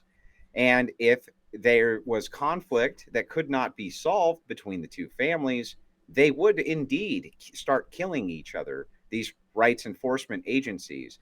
How is that really not a right enforcement agency if somebody is paying you to protect their business from somebody else destroying it, harming it, this type of thing? It sounds like it's completely on par with what you're talking about. Hold on. The protection racket is where for the business, it was a racket, but for the customer, it was not. It was a racket for the person offering the protection, because they're offering to protect the customer from themselves, right? They're saying, we will. Well, no, they would also often offer to protect them from local hooligans, local hoodlums, this type of thing, especially if it was a bad area of a neighborhood. Or they would offer to protect them from mafiosos from rival gangs who were in different cities altogether, different geographical locations. Okay. If that's really what they're doing, then what's the problem with that? That's just a security company. Well, right. But it led to widespread, internal conflict, which led to massive Well, hold on. killing. How did that particular service lead to widespread internal conflict? Well, because what would happen is perhaps a rival mafioso would come in for some type of shakedown, and the private protection agency would come in and then, kill those mafia people, and then they would end up in some type of familial war, and then innocents would get shot, or this type of thing in the in the conflict. The Gambinos were famous for this, in fact. But okay, so who's getting shot? Like you're describing a situation where someone's the victim of crime and they've hired someone else as private security to protect them. If the private security succeeds in that, that seems fine to me. If they fail, then I guess they can't afford enough private security. But then in that case, it seems like there's a failure of the legal system, the state legal system, to do, because you're supposed to get free rights protection. You're not supposed to have to go to private security to stop other people from shaking you down. So it sounds like this person was the victim of crime, and despite hiring private security, still could not protect themselves from crime. But I don't see how that's. It seems like a problem with the state, right? The state justice system. Don't you agree? Well, and I'm not here to debate the point, even though I feel like we really could, but rather just inquire. And I'm going to pose the same question to you, Paul. Doesn't it kind of sound like the potential for what looks like, modern day, meaning 20th century organized crime, could easily arise from these protection agencies, as they're called? Yeah, well, that's the point. I mean, internally, I don't know much about like the mafia in New York, but internally they had their own rules and they had their own hierarchical structure that very much mirrored a state. It was just localized.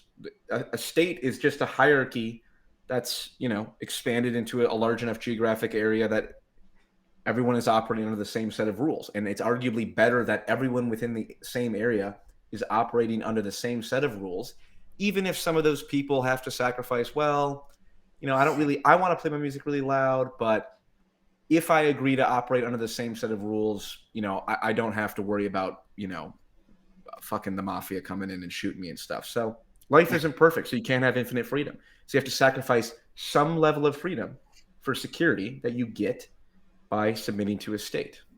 So, gotcha. At the 1 hour 3 mark, PF, you said the paralysis of choice. Mm-hmm. So only two political parties, PF? Only two, PF? There should because be otherwise one. there's Only too one. much paralysis. There should be one. There should be one. The Christian atheist conglomerate. That's what the party should be. It's all a bunch of Christian adjacent Jordan Peterson fans running everything. And this is where the Acme anvil falls on your head, right? Yeah.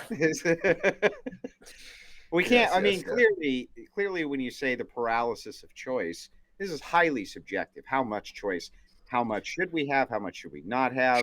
And I think that last username kind of took you to task on that, wouldn't you say? Sure. Well, I was playing devil's advocate as well. The example I gave was why don't we have arranged marriages instead of choice marriages? I would not personally prefer that. I'm just trying to illustrate the point of choice, pure choice, and pure increasing choice as an end in and of itself is not necessarily a good thing. I think most people recognize or are familiar with that concept, the paradox of choice, right? Okay, fair enough. Yeah. Markets are good at dealing with too much choice. What happens in a market like that is the worst players drop out of business until there's a small enough number of choices that the few can still make a profit and share the market, right? Usually that's more than one. Sure. At the 47-minute mark, this was said by last, a rights enforcement agency is a specific kind of service. I kind of get that, but it sounds incoherent to me because it's anarchy. It's whatever service the market says it is, right? Ask that. It's whatever service the market says it is. It's rights enforcement. That's the service. Yeah, but the rights themselves are going to be determined by market forces. Yeah. Ultimately, yeah. Probably literally written. So then when you say it's a rights enforcement agency, the reason it sounds incoherent to me is because we're speculating on what the rights would be when really the market's going to determine what your rights are, right? The market will determine what the rights are. We don't have to speculate on what the rights are to speculate that there will be agencies to enforce the rights.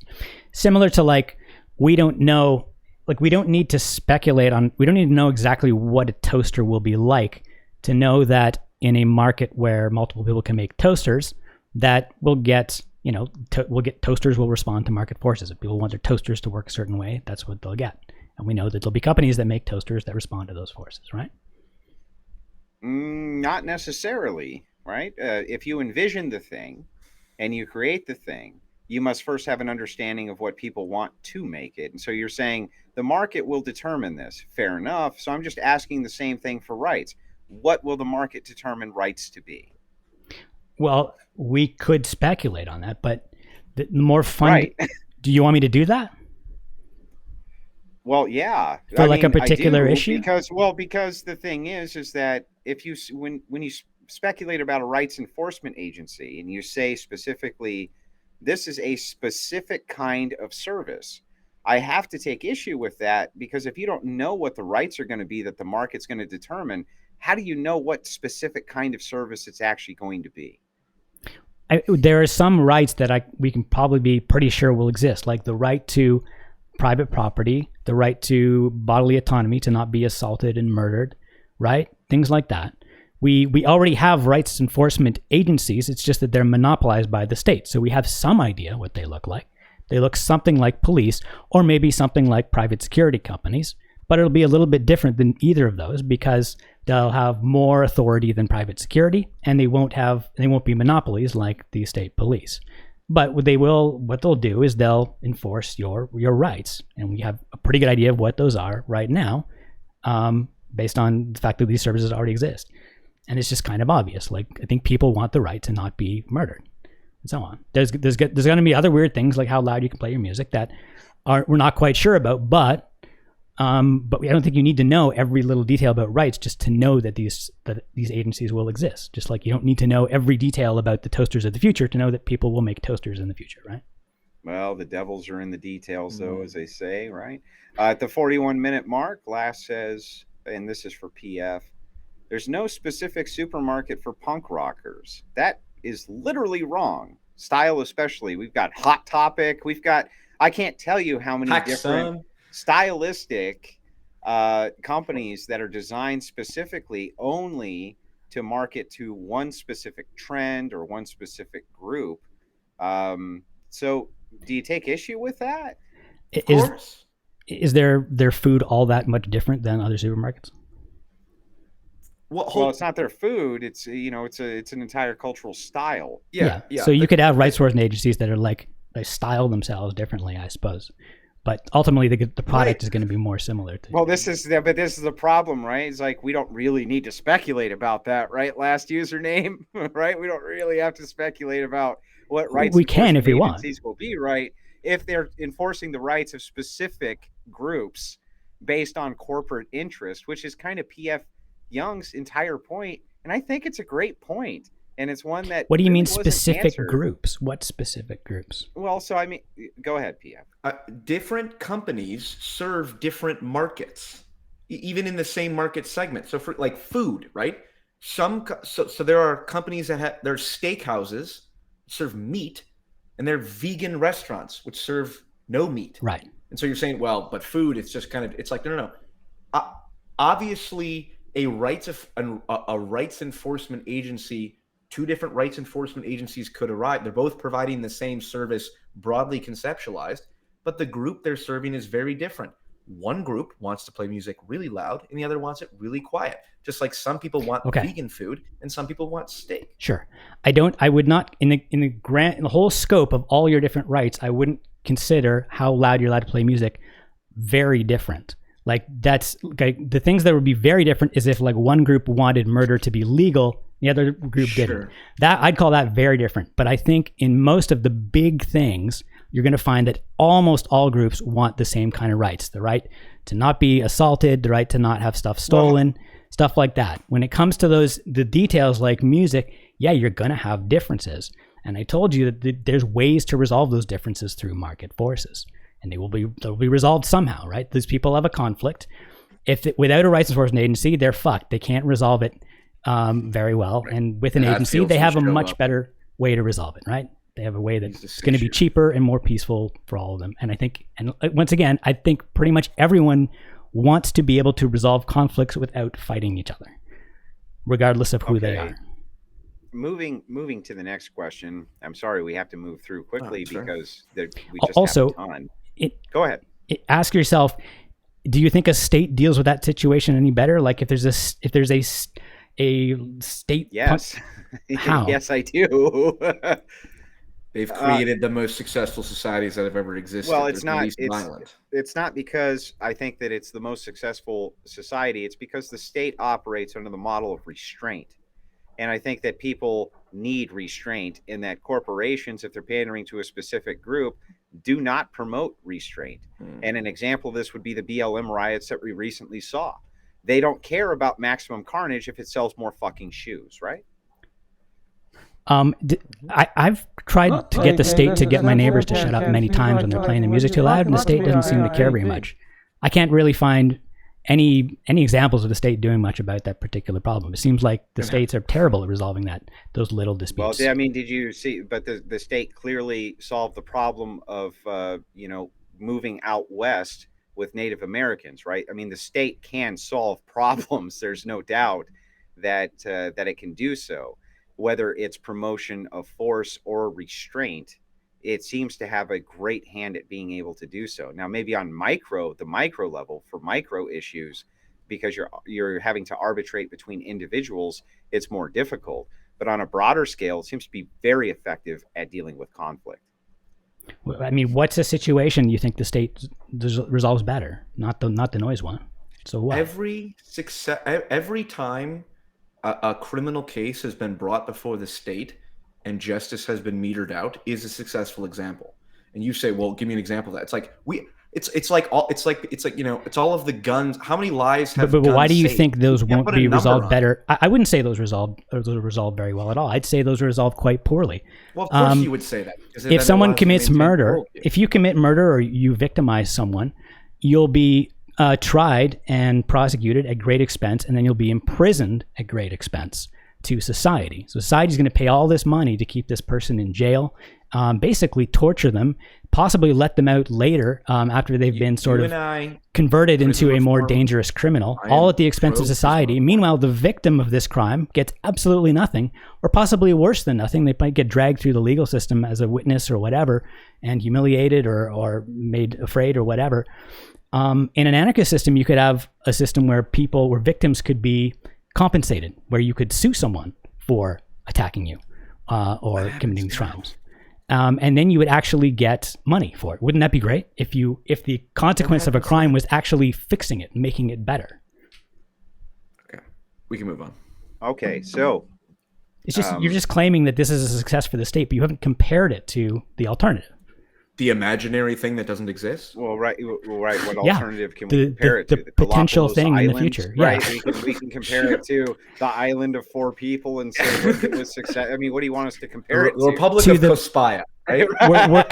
We're speculating about a potential better alternative, right? So yes, it doesn't exist yet. Well, I think that's if you're just going to say, well, hey, your thing doesn't exist, so fuck you. I mean, I can't really argue with that. We're doing a lot of speculating. But if you say, hey, we're speculating on my worldview, I think that's fair to do, right? We're speculating on that, but we're speculating against it, right? Yeah. So our speculation, it runs contrary. And I'm predicting based on the example, except the based on what we know.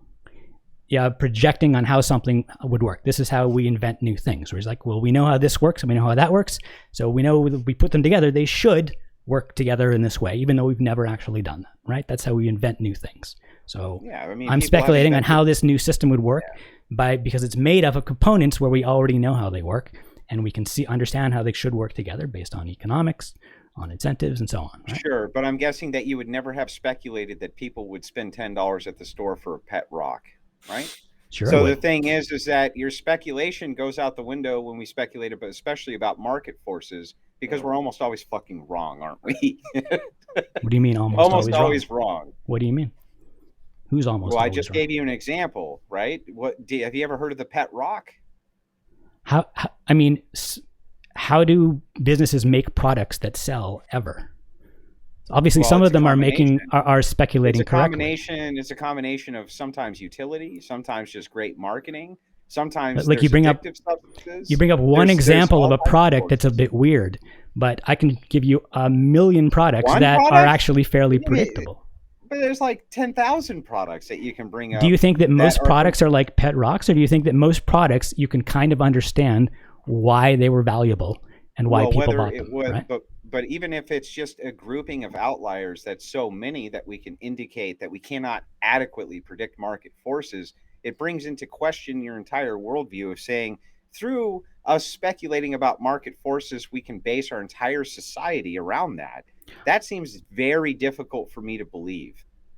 I don't understand. How do you think we should speculate about things we want to try in the future, about how to solve problems? But we can speculate. That's fine. It's just that I think that our speculation is just as valid as yours. That's my point. Do you think that all speculations are as valid as any others, or do you think that we should No, use? but I think in this instance, we have thousands of years of recorded history, and you have nothing, right? Like literally. Whenever you're trying nothing. something new, you're not going to have any past empirical data to go on. You have so to all make. we're going to have is speculation, right? In order to invent anything new, you have to guess what will happen, even though you haven't done it yet. Obviously, if we didn't do that, we wouldn't even have the society we have today. We wouldn't have liberal democracy. We wouldn't have anything, right? We had to try these things for the first time at some point in order to get them. Right. Same with Marxism. So there's no way you can be arguing against something by saying, "Well, we've never tried it, so we should never try it because we don't know what'll happen." That's silly. That's not the argument. The argument is that we're speculating that if we did try this thing, it would be bad based on what we know. And so I think that it's kind of moving the goalpost and creating a straw man to say, I disagree. well, you're just saying that because we've case. never tried it, we should never try it. And that's not what's being said, just so you know.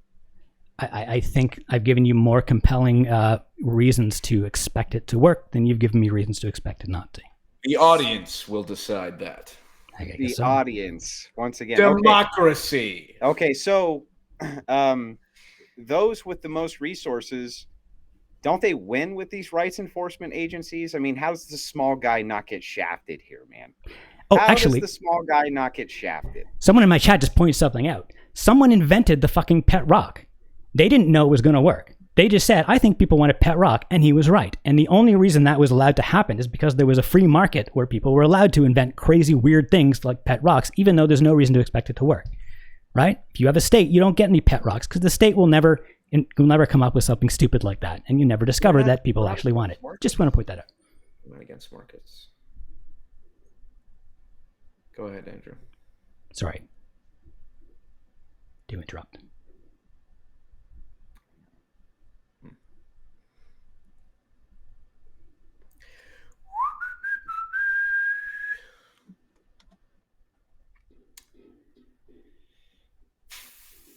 I have a couple pet rocks. Do you really? No. That would be funny though. I did like the Fight Club visual as well. Uh-oh. Where'd he go? Oh, we're riding solo now. Was he pissed that I interrupted him? Yeah, my entire audio went out for no particularly good reason. So sorry about that. Can you repeat the last thing that you said? Just maybe a condensed version of whatever it was. You can move on to the next question. The pet rock thing? Yeah, you go. It's fine. Okay. We're done with the pet rocks. Yep. Okay, gotcha. So let me move into some of the super chats, but just before I do, consequentialism was brought up right at the beginning of the debate. I was very shocked to hear that last username. Very, very, very shocked, because I think that Scott's grounding for why he believes in Ancapistan and the nature of natural law, that makes some sense to me. But from the viewpoint of consequentialism, it makes no sense to me.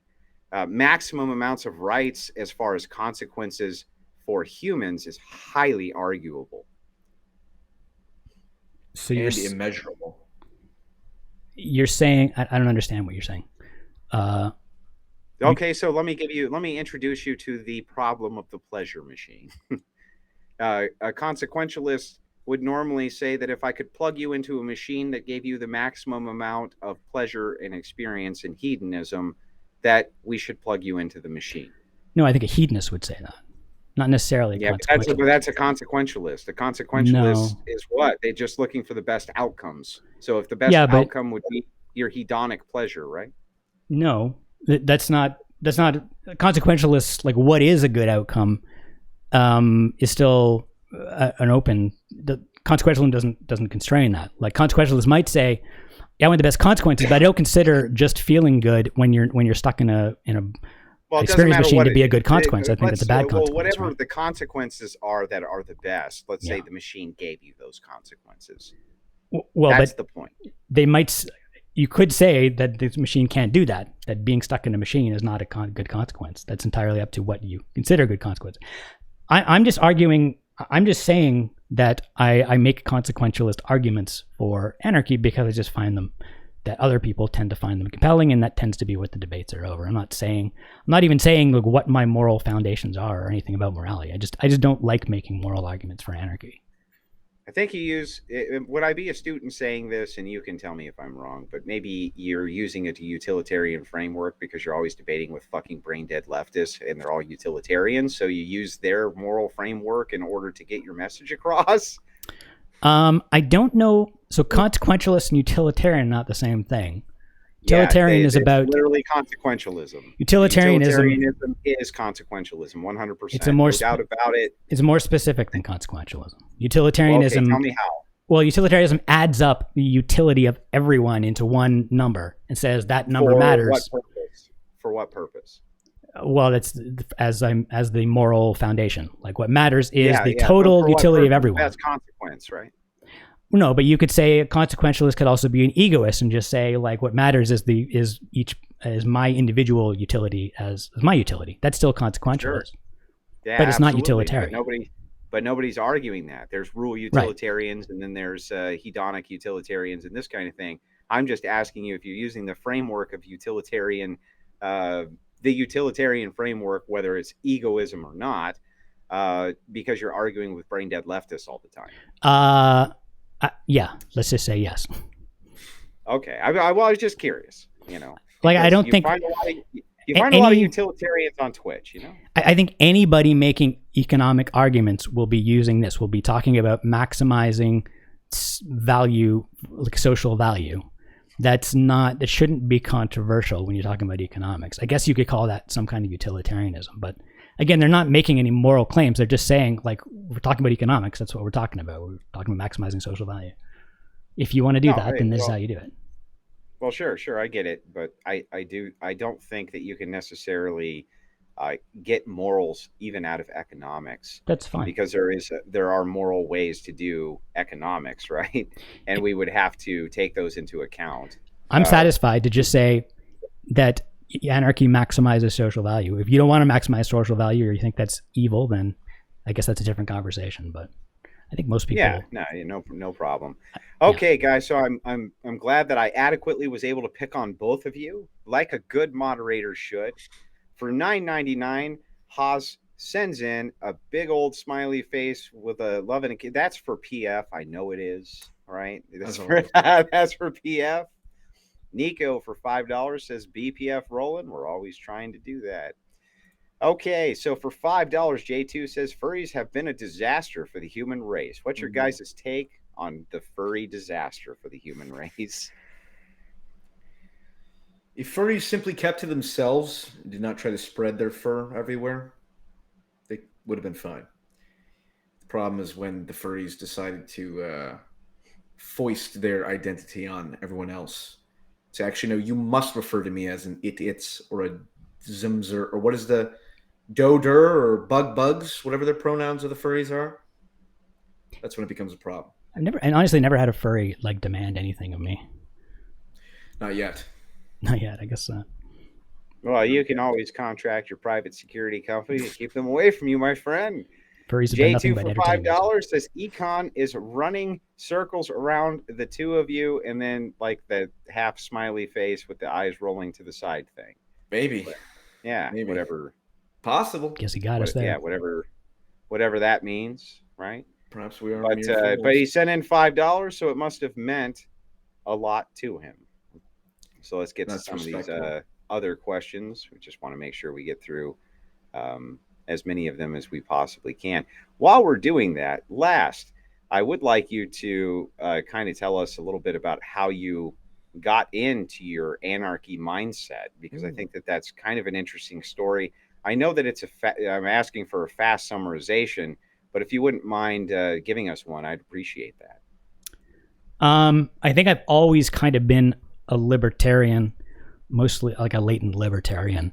For a long time, I just didn't really care about politics and didn't have much to say about it, but I always found I had this weird sense like, why is everyone so trusting of politicians, and why does everyone have so much optimism in in what the government will do? It just seems so absurd. But I didn't really.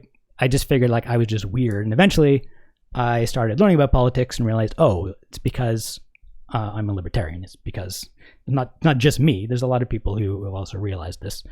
And as I just learned more about it, I sort of moved to be, first like, well, we need some government because you need a little bit of government. So I was a minarchist. And then I did a little more research and started discovering David Friedman and other ANCAPs and read up on the details and realized, oh, actually, if you look at it closely, you don't actually need a government. You can have a stateless society. And then I was an anarchist. It's that simple. Like I said, gotcha. And then, of course, we know how PFJung got into his politics. It's because Jordan B. Peterson joined the cult. Good try. He had to do the Liu Kang kick. I sent you that. It was great. Wasn't it great? Okay, Jim Bob. Yeah. Did you send Jim Bob Jim an Bob, email? no, I didn't. No, I Bob? didn't. I let some air out of my nostrils when I saw that. I went, okay, it's fine. Hang on, we got another one from OG. He said he sent one in and I missed it. Sometimes I feel like I miss his stuff on purpose just because I like to mess with him. But I didn't this time, OG. I didn't. I don't see it. What the hell is it? Put it back in the chat and I'll read it real quick before these guys go. Put it back in the chat, OG. Put 2 fucking questions in there, right? For the price of one, just because I missed it. I think the last time I was on here, OG Snoop said something insulting, and I don't remember what it was. Well, that's I'm awesome. suspicious. He should remind all of us what that was. I don't want you to live it down, Paul. Listen. I know that secretly, because I talk about Jordan Peterson so much. I know that I am the biggest star on the Crucible, specifically with your wife. I know your wife is a huge Jordan Peterson fan, and she has never given me grief for any of that. Peterson fan, you might say. She's never given me grief or anything like that. So, yeah. Gotcha. OG sending that in. I want to make sure that we get to his question before you guys go. Crucible FTW. What's FTW? Fuck the world. I knew what it meant, but I just wanted one of you to say it. Okay. So we're still waiting for OG. Sick.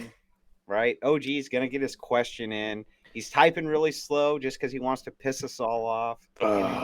Way to go, OG. One more question for you while we're waiting for him last. I was curious about this. You and Scott, or I think, have you been kind of streaming a little bit longer than Scott? Me? Yeah.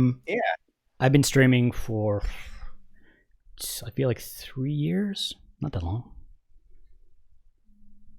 I think that's a little bit longer than Scott. What about you, PF? I posted my first video in October of 2020. So probably a year and a half or so. And you still suck. How do you still suck this bad? I think, well... It's a slow and steady progress, and I have several well-performing videos that I don't need to brag about. But define well-performing. More views than this channel gets on average. Let's just say no. Mm-hmm. I went and seen your listen videos, PF. Let's not get a sense of self-aggrandizing. I don't know. Look at the metrics.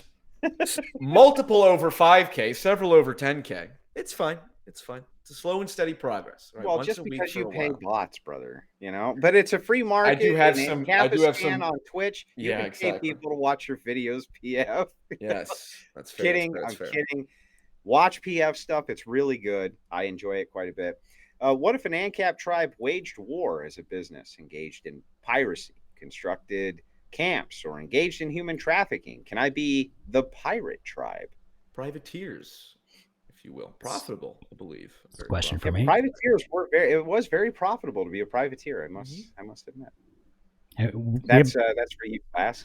We have a name for them. They're criminals, and when they violate someone's rights and doing what they're doing, the person will call their rights enforcement agency and say, "Stop this person from doing that," just like they call the police now and say, "Stop them." Pretty simple. But wait, so the state has mobilized privateers many times who were at one point pirates, and they mobilized them specifically for use. For instance, the Barbary States, Jefferson put in the orders of marque and reprisal, and he mobilized privateers at that point, and those were mostly former pirates to go and eliminate the state's enemies. Why would we assume that in Ancapistan that people with a lot of money, like maybe Bill Gates, who could operate the United States budget for possibly several years just by himself, could not organize these pirates as just being privateers who were working on his behest? It wouldn't be a crime then, right? So we never get into the whole wouldn't rich people control the whole legal system discussion, which is a good, interesting one. The answer is no. What it comes down to is that there's no reason for them to do that. Because whatever they're trying to get through crime, they can get more cheaply just by buying it, by just doing business. And if when you're rich, you're only rich because you have some sort of system enforcing your ownership over all of your riches. So all the system has to do to stop rich people from subverting it is just have a rule that says if you try to subvert the system, then you're not rich anymore, right? So you can't buy out the system using the stuff that the system is enforcing your ownership of, right? Does that make sense? You are muted, Andrew. Andrew, we cannot hear a word you are saying. Well, I'm talking to myself over here, right? So anyway, okay. I'm gonna bring we'll ignore that. Well, I'm gonna bring you back. I think last, and maybe against me and PF together. Sure. Against you and Scott, because I would like to actually press you on many of these kind of presuppositions that you have. I understand that they kind of make logical sense to you, but I think there's many holes in them. I sent a super chat earlier asking, as technology advances, does the state become more or less needed? That's a great question. Yeah, it is a good question. I was going to say, it seems like with the consolidation of corporate power, maybe the state has a role to break up or regulate further big tech companies. And for example, Twitter just having Elon Musk was going to buy Twitter, and in the free market, that's supposed to be allowed. But also the free market, they can tank their own stock if they want, apparently. I don't know the mechanisms behind it, but they're refusing it. So the state should enforce the laws and the fiduciary responsibility of the shareholders and say, nope, you can buy it up. Maybe at a certain point, the tech companies need to make all of their algorithms open source. I think that's a great idea. # show me the algorithm. Been a big proponent of that for a while. Elon Musk is going to do it. So I don't know. Seems like the state should force big companies to show their algorithms, regardless of how much private property it is. It's not really answering the question, but it seems so more government. More technology gives you more possibilities for what a stateless society, how a stateless society could work. It's much easier to protect people's rights if, for example, you have phones where you can just call up someone and tell them to come over and protect you in their car, versus having to send smoke signals and they have to ride a horse over for like a week or something to get to you. Like that's with more technology, you have much more possibilities, and with more possibilities, there's more different kinds of structures that could work. So I'd say that even if you think anarchy wouldn't have worked 1,000 years ago, that still doesn't mean it couldn't work today. Okay, that's one rationalization. Here's a different one in the opposite direction. What happens as technology? What if, for example, it becomes easier to enrich plutonium, and we get to a point where we've developed technology where I can just go buy a $10 device and it creates a mini nuclear bomb? Don't you think the necessity for regulation increases in that case? If it's that easy to enrich plutonium, how that's only going to make it harder to enforce any sort of regulation of it, right? It should be illegal. Like, what if it's a very well, yeah, but if technology advances, the people who such are that it's using it easier don't to care cause about the global- law, right? You're worried about criminals using it. Well, I don't care if they care if the fucking SWAT teams break down their house and steal the technology from them. Well, but right now we can enforce laws against enriching plutonium because it's very hard to do, and we can catch anyone doing it. The easier it gets, the harder it's going to be for states to have any sort of control over that. That's the issue, but right? the greater the necessity, the easier it gets, the greater Well, it the doesn't matter. necessity It's just, will be to regulate. the necessity is always there. We really don't want criminals to have nukes, but it's going to be. I agree. The only reason we can do that now with states is because it's so. Here, because this was the original line I was going to go down. In Ancapistan, how do we prevent that? We don't want criminals to have nukes. So in Ancapistan, how do we achieve that? Oh, your rights enforcement agency will go disarm them. Right? No, I'm kidding. We'll call the Hatfields. How in Ancapistan do we prevent criminals from having nukes? I mean, I don't know, but I don't know how to do that with the state either. It doesn't seem to. I don't see how you break down their door. Well, you can do that but that's like, it doesn't matter if they have nukes. You can't do anything, right? No, but if they're in the process of creating a nuke, you can stop them. Well, how do you know they're in the process of creating a nuke? Wait, what the fuck are you talking about? The state does it excellently right now. Exactly. They stop the enrichment of uranium. They stop what you can have. The state enriches uranium. It's illegal for you to have many of the nuke building compounds that would be necessary. Right. All of these things are highly regulated. They have de-escalation plans. The reason people don't do that is because disarm them from nukes. Like, what are you the reason about? only states have nukes is because only states have the capacity to build nukes, because it's so hard to build bullshit. nukes. That is fucking bullshit. You think rich people can't build nukes? Yes. A kid built a nuke in his backyard. He literally built a nuclear plant in his backyard. Who did? A kid. No, he did not build a nuke. He was like 20 years old. He made something that was kind of radioactive and had to be disposed of. He did not build a nuke. If a country like North Korea can develop nuclear weapons, certainly Bill Gates could, but for regulation.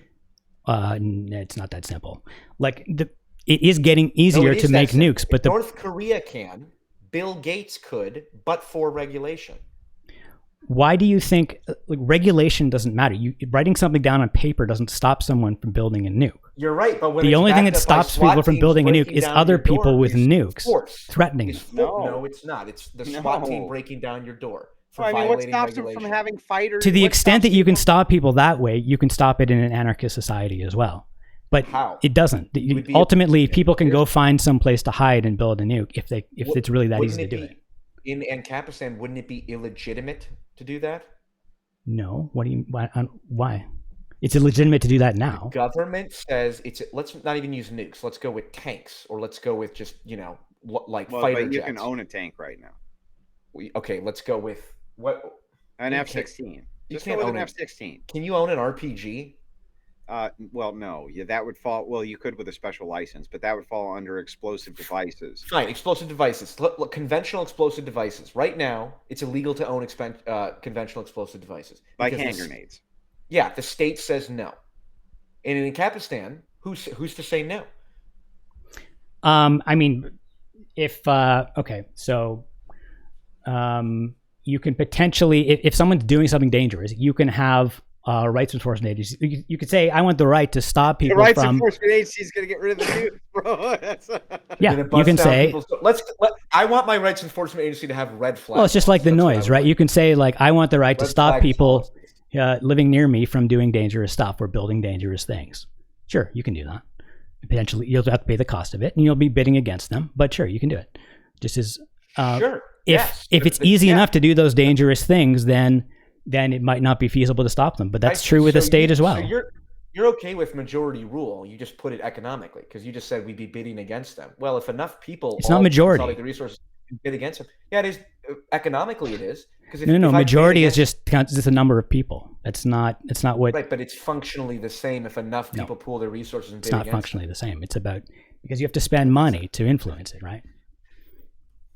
Andrew, can I make a final request / statement at the end of this? You got to wait a second. because I want to get to this last super chat. J2 says it means for the win, we should combine channels and make a super channel. And I just wanted to address this real quick, that I would rather drink turpentine and piss on a brush fire. Now you can address whatever your final point is. Go ahead, PF. As much as I utterly enjoy you look like you're enjoying anarcho-capitalism, I am in some ways. In some ways, I'm in an existentially depressed state. Part of what I do, part of why I do this, is because I believe it's important to discuss ideas, but it's important to put forward true ideas and push back against bad ideas. And while I do personally, in my opinion, think anarcho-capitalism is a bad idea, I think it's bad enough that it won't get off the ground because it's just that bad. But other ideas, like leftism, far left, postmodern neo-Marxism to be specific, because I know people who would describe themselves on the left who are reasonable and just want to, push back against corporate power. If it is ever possible, if anyone's watching, I'd like to make an open call out for any left. As much as I love debating the anarcho-capitalists, it's the people pushing the transgender ideology, the postmodern ideology, the Marxist ideology, or the atheist ideology. That's who I would like to push back. Well, after Synth is done absolutely destroying you. No, I'm kidding. I mean, debating you. That child. Yes. I'm kidding, PF. Mm-hmm. I love you guys a ton. It was great that you both were on here. Last username, make sure you shout your channel out before you go. Last _ username on Twitch and Econarchy on YouTube. Just dump it in the search box. Yeah, that's it. Yeah, I appreciate it. I think it was a very spirited debate. I hope you guys enjoyed your time on the Crucible. PF, before you go, shout your channel out. Where you're. I don't have a channel. 20, don't 30, look anything up. Don't look anything up. 20, 30, 40, 70,000 views per video. It's fucking insane. Shout it out. He has a really interesting channel, and you should check it out. I reached out to Andrew to set up this debate because I really liked PFJung's channel and his debate with Fabian Liberty. With Fabian, yes, that was fun. Yeah, he's very good faith. Very good faith. That's why I like to give him so much shit. Right? Go ahead. I know. I'm the only one that can handle it. Like I said, God gives us toughest part. Yes.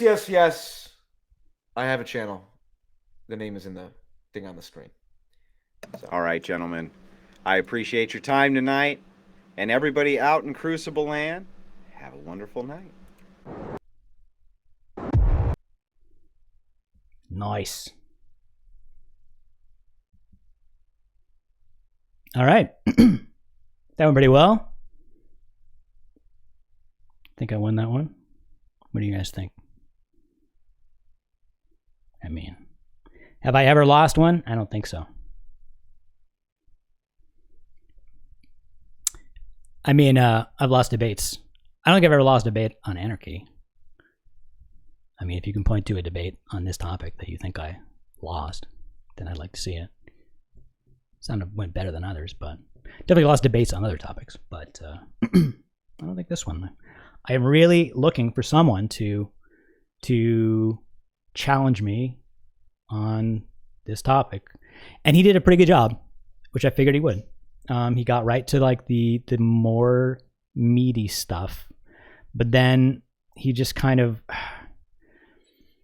he didn't really.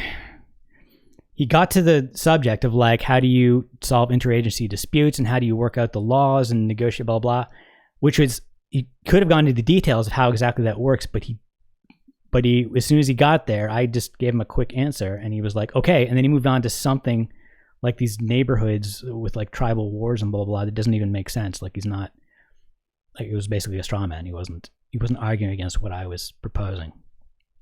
And there was a lot of just like, oh, I can't believe this, and I like, once, when they start doing that they're basically giving up. Once they start just sort of rolling their eyes and like waving their arms, that they run out of arguments. Need to attack a bit more. I don't know. Thanks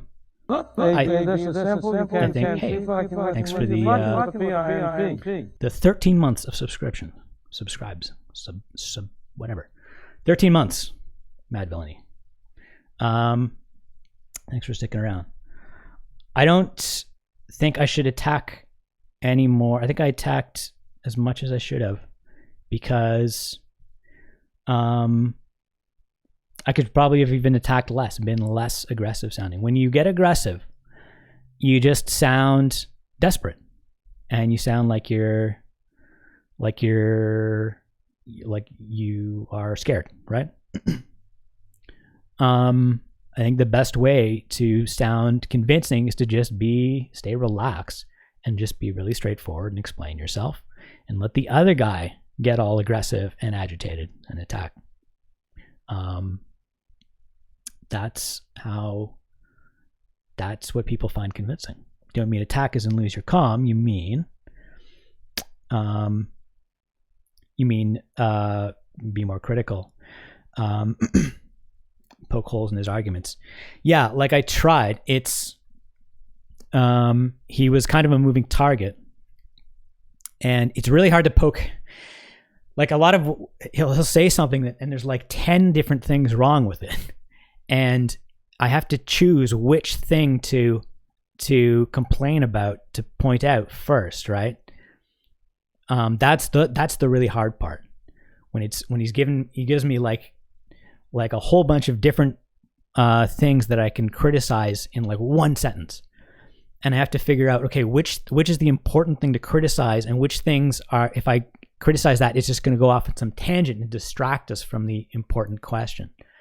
And that's really tricky, but I'm working on that. I'm working on figuring out which issues to hit back on, and which ones to ignore.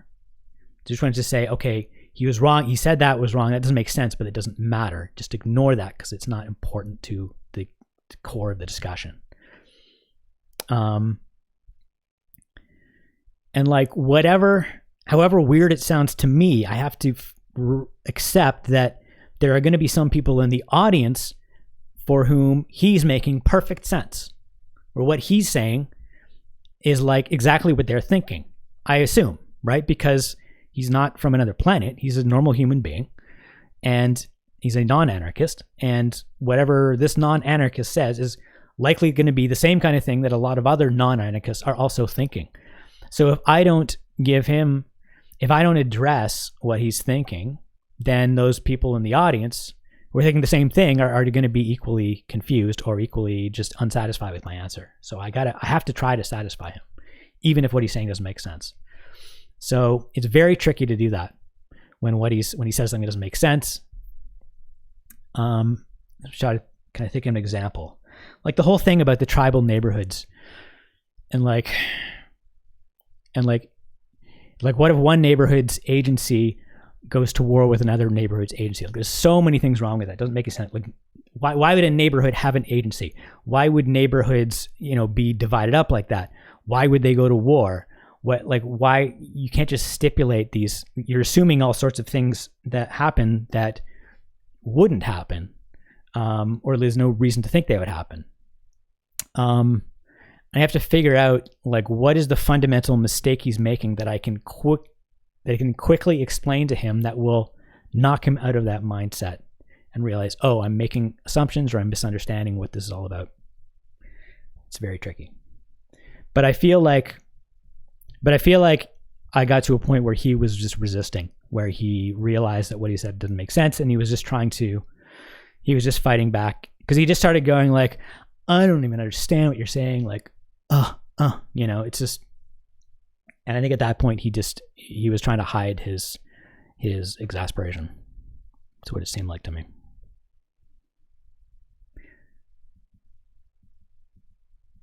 Right, because if they just say, well, this is cringe and this is ridiculous, then there's nothing you can't argue back to that, right? There's no response to that. You can't say, well, it's not cringe, because who cares? But they just try to get away from, when the facts aren't going their way, they try to get it away from the facts and just get it to like these unfalsifiable things, like any reason he chose to defend the flaws of anarchism instead of pointing out the flaws of the state. I went to that a couple of times. Like I'm not arguing that anarchism is perfect. I'm arguing that anarchism is superior to the state. So when that when it's like I pointed that out a few times, but again, it's just a matter of choosing your battles. Like which direction do I want to go? And I feel like when I go to that, when I go to the it's better than the state thing, it can sound a lot like I'm evading. It can sound like I'm being like whataboutism. It isn't really, but it can sound that way. It can sound like I'm saying, well, the state sucks too. But they want to know, they don't want to know that the state sucks. And these guys kind of already agree that the state sucks. That's also why I didn't talk about that, because these are not statists, these are not leftists. These are fairly, libertarian guys anyway. So I didn't have to convince them that the state sucked. But yeah, sometimes they would get to something where it's like, well, what if this happens? What if all of these things align perfectly? Then this bad thing could happen in anarchy. And then the only answer is, okay, yeah, but that bad thing happens with the state too. There's no reason the state would deal with that situation any better. Like the thing with the nukes, right? I mean, we have nukes. We only have nukes because of states. States invented nukes. They're the ones making the nukes right now. We're on the brink of nuclear war because of states. So it seems pretty bizarre to me to argue, how would anarchy deal with nukes? I mean, it's an interesting question, but to say that we're going to have like more nukes because of anarchy, I don't know about that.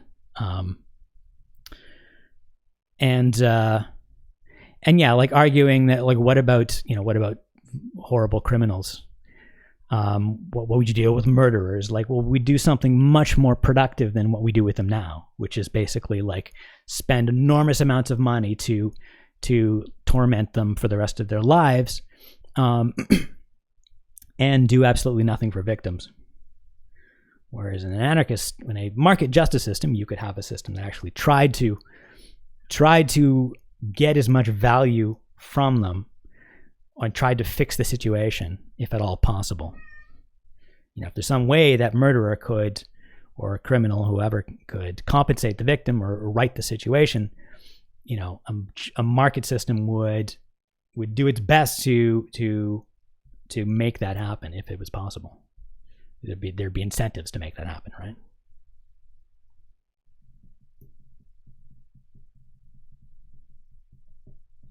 Nukes argument is hard to describe to others, even to states we don't know what to do with nukes. Why should we know how to deal with them privately? Yeah, exactly. Yeah, I mean, basically the answer is, I don't know. I don't know what to do about nukes with or without states. It's a serious problem. If nukes become easy enough to make that private actors can make them, then we got a big fucking problem. And states cannot do that. States cannot look at everyone. At some point they will get easy enough to make that people will be able to make them under the radar of the state. And if they can do that, then we got a problem.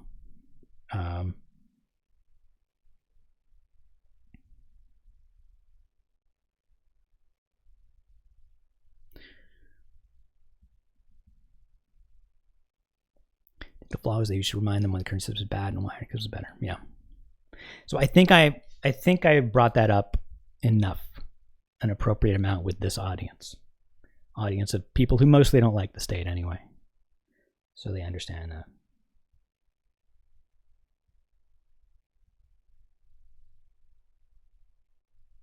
But man, there's just never enough time in these debates to hit everything, all the points we want. This is never enough time.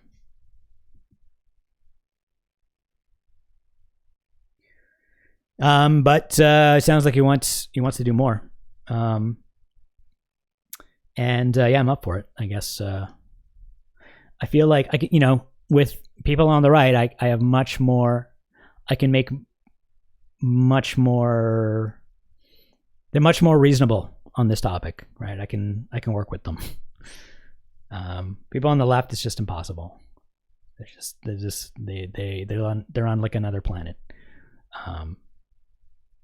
But with people on the right, I think I can chip away at them and sort of get them open to this idea, and they want to know, right? You can see how even though they think it's, they're not anarchists, they want to know what the fuck I'm talking about.